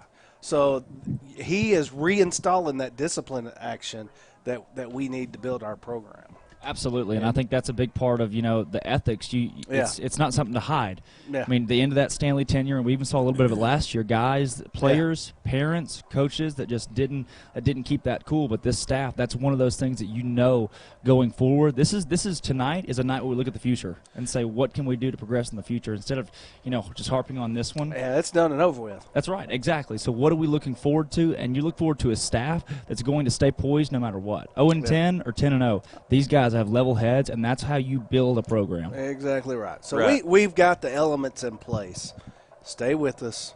Be patient. Bingo. And things are gonna come around. Right. And we've got, I mean, the coaches are running the system all the way down to the 7th grade. Exactly. So you've got athletes down there in the 7th grade, 8th grade, 9th grade that are coming up in the next few years that will have been running this system for a few years when they get there and know a little bit, more what to expect and have some experience in some of the schemes that we run. And you hate for this group of seniors to have such a drastic change their senior year. It's got to come at some point. It does. Right. And it's gut-wrenching to them to lose like this, but I'll say it again. I'm very proud of their effort out there tonight. Yeah. Forget what the scoreboard says. I'm proud of each and every one of the seniors, juniors, sophomores, all of them. Everybody who contributed, whether it was on the field or over there, slapping a high five and saying, hey, you're going to get them next time when you go out there. Everybody that played their role. Yeah, and they're enjoying this staff. They're enjoying this scheme, new scheme or not. What they're doing out there is fun football for them. That's stuff that, a lot of teams nowadays, they have success running the football, but these guys out here, they just love the high octane, throwing the football. They see it every day on TV. You look at college football, most teams are moving to that style of play, and these guys are just really enjoying. Maybe they haven't fit in or grown into that system yet, but they're enjoying the learning process with it. Yeah, and if you talk to historically good programs or those that the PAs of the world right now, we've talked to him plenty on the sideline, and how does he continue to get quarterbacks? And he says he builds them in the Pee Wee leagues and brings them up and teaches them the system along the way. So who are you talking about? PA. Oh, okay. I'm with you. Go ahead. I got sidetracked over here by something else. No, I think the comments they're making me roll right now too. Whoever Moth Brother, we need a little bit of that comic relief. I like it. Sorry, I mean me and Drake are zoned out over here. You're in deep thought. I don't have a computer in front of me. No, it was funny. That's good stuff right there. We need a little bit of that, didn't we, Corey? Oh, absolutely, absolutely. Do you have any score updates across the state, Corey? That's what I was getting. That's what I was looking up when I got sidetracked by Moth Brother. Moth Brother, please continue. All right, let's quickly run down the 5A. I'll do that for you now. Forest City 16, Batesville 14. That one's in the third quarter. Clarksville 48, Huntsville 23, third quarter. DeQueen 7, Hot Springs 3. It says at halftime. I don't know what's going on there. Probably yet to update. Word travels slow from DeQueen, Arkansas. Yeah. Is that what you're saying? Yeah. Let's not play there in the playoffs. Greenbrier 28-14 in the fourth quarter. Your dad actually texted me that one was pretty late in the fourth quarter there, so it looks like Greenbrier's going to win that one. Blyville 42, GCT 13. Let's skip the next one. We already know what happened at Harrison and Vilonia.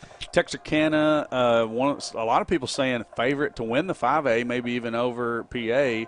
28-7 over Lakeside. That one's also showing at the half. Christian 63, Little Rock Fair 7. Okay, so the Texarkana one just updated. It's now the fourth quarter, and it's 48-7. McClellan 48, Hope 9. I need to refresh here. Guys, I have an updated score with 4 minutes to go. PA leads Maumelle 44-21. The refresher on Fearless Friday is having some issues right now. Okay, all right. That's why I'm seeing a lot of quarter twos here. Camden Fairview Magnolia, PA 28, Maumelle 21. That's still showing at half. That might be legit because both teams like to air it out. It might still be at half. PA's up 42-21 in that one right now. I just got a score update. Okay. Max Preps is actually updated a little bit more efficiently. Hey, BB was down 35-0 at last count to Whitehall, and Whitehall without Coach Vaughn has had a little bit of a slump, but they are looking really hot tonight against BB.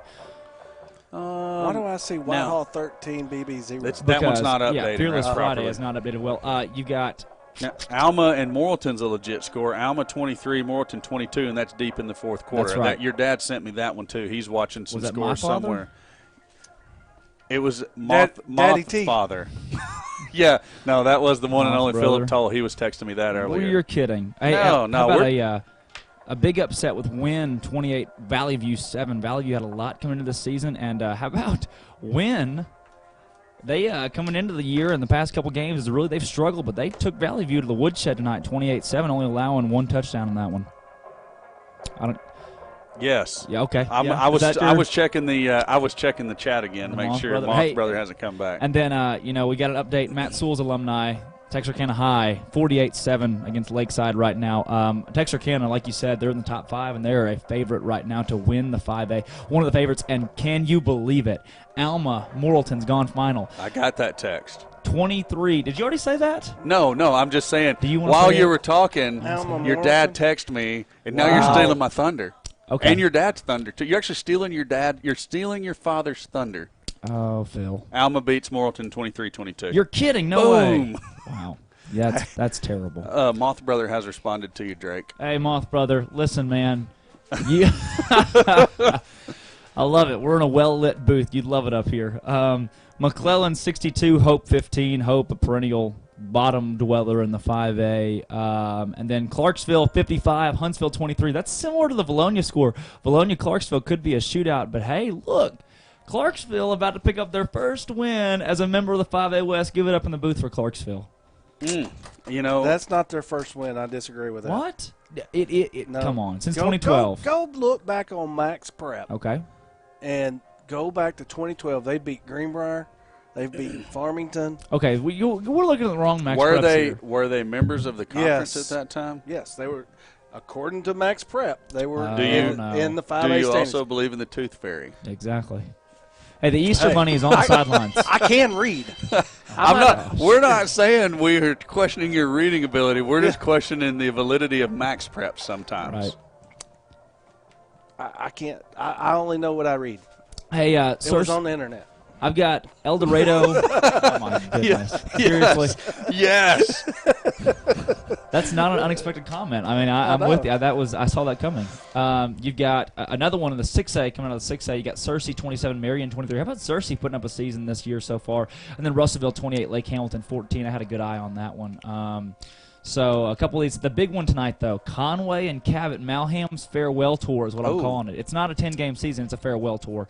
That one actually played at Cabot. It's 28-28 right now. Conway's got a live feed, and you guys can take the rest of this show. I'm about to turn on some Conway High School football. Hey, I think I'm ready to pack up and head down the mountain myself. You go ahead. Yeah. Hey, Harrison Jumbotron, they're about to turn the game on to that, so we may have to stick around for a little bit. All right, perfect. Hey, everybody, thanks for watching. We will be back with you live Thursday at Morrilton as the Junior High Eagles take on the Morrilton Devil Dogs. And then next Friday night, we will be live at Philip D. Weaver Stadium as your Eagles take on, it escapes me, Farmington. Farmington comes to town for homecoming. So that's right. That's what we got looking forward ahead next week. Class of 93, yo. Grab your dates. Madeline, I see you're still on there. We will we'll see what we can get set up with you for next week. I'll shoot you a message tonight or tomorrow, and we'll get something set up. She'll be our special guest next week helping out. And appreciate all you watching. With that, we out. Grant, Moth Brother. Take it away. Oh, we can't take it away because Drake's watching the Wampus Cats. Yeah, guys, we're stuck here for a while, so go ahead and keep talking.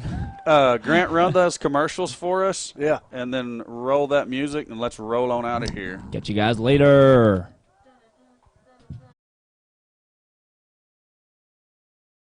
Has always been a support of Vilonia athletics, and Vilonia football is no exception. On behalf of the Vilonia Eagle Football Foundation, we thank you for your continued support of Vilonia football.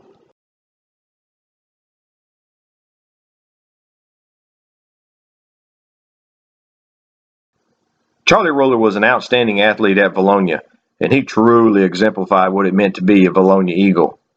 On behalf of the Vilonia Eagle Football Foundation, we would like to say thank you to the Friends of Charlie for their continued support of the Charlie Roller Classic. This event has allowed ongoing support to many sporting events and activities throughout the Vilonia School District.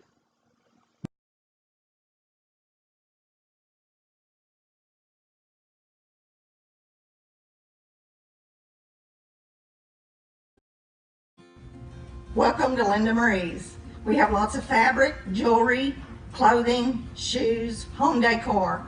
Linda Marie's has something for everyone. Linda Marie's is your one-stop shop for Vilonia Eagle, Arkansas Razorback, and other sports and boutique apparel. Linda Marie's for weddings, anniversaries, birthdays, and more. You can find it here. Stop in and see us. Linda Marie's, there's something for everyone. Come back and see us. Bye.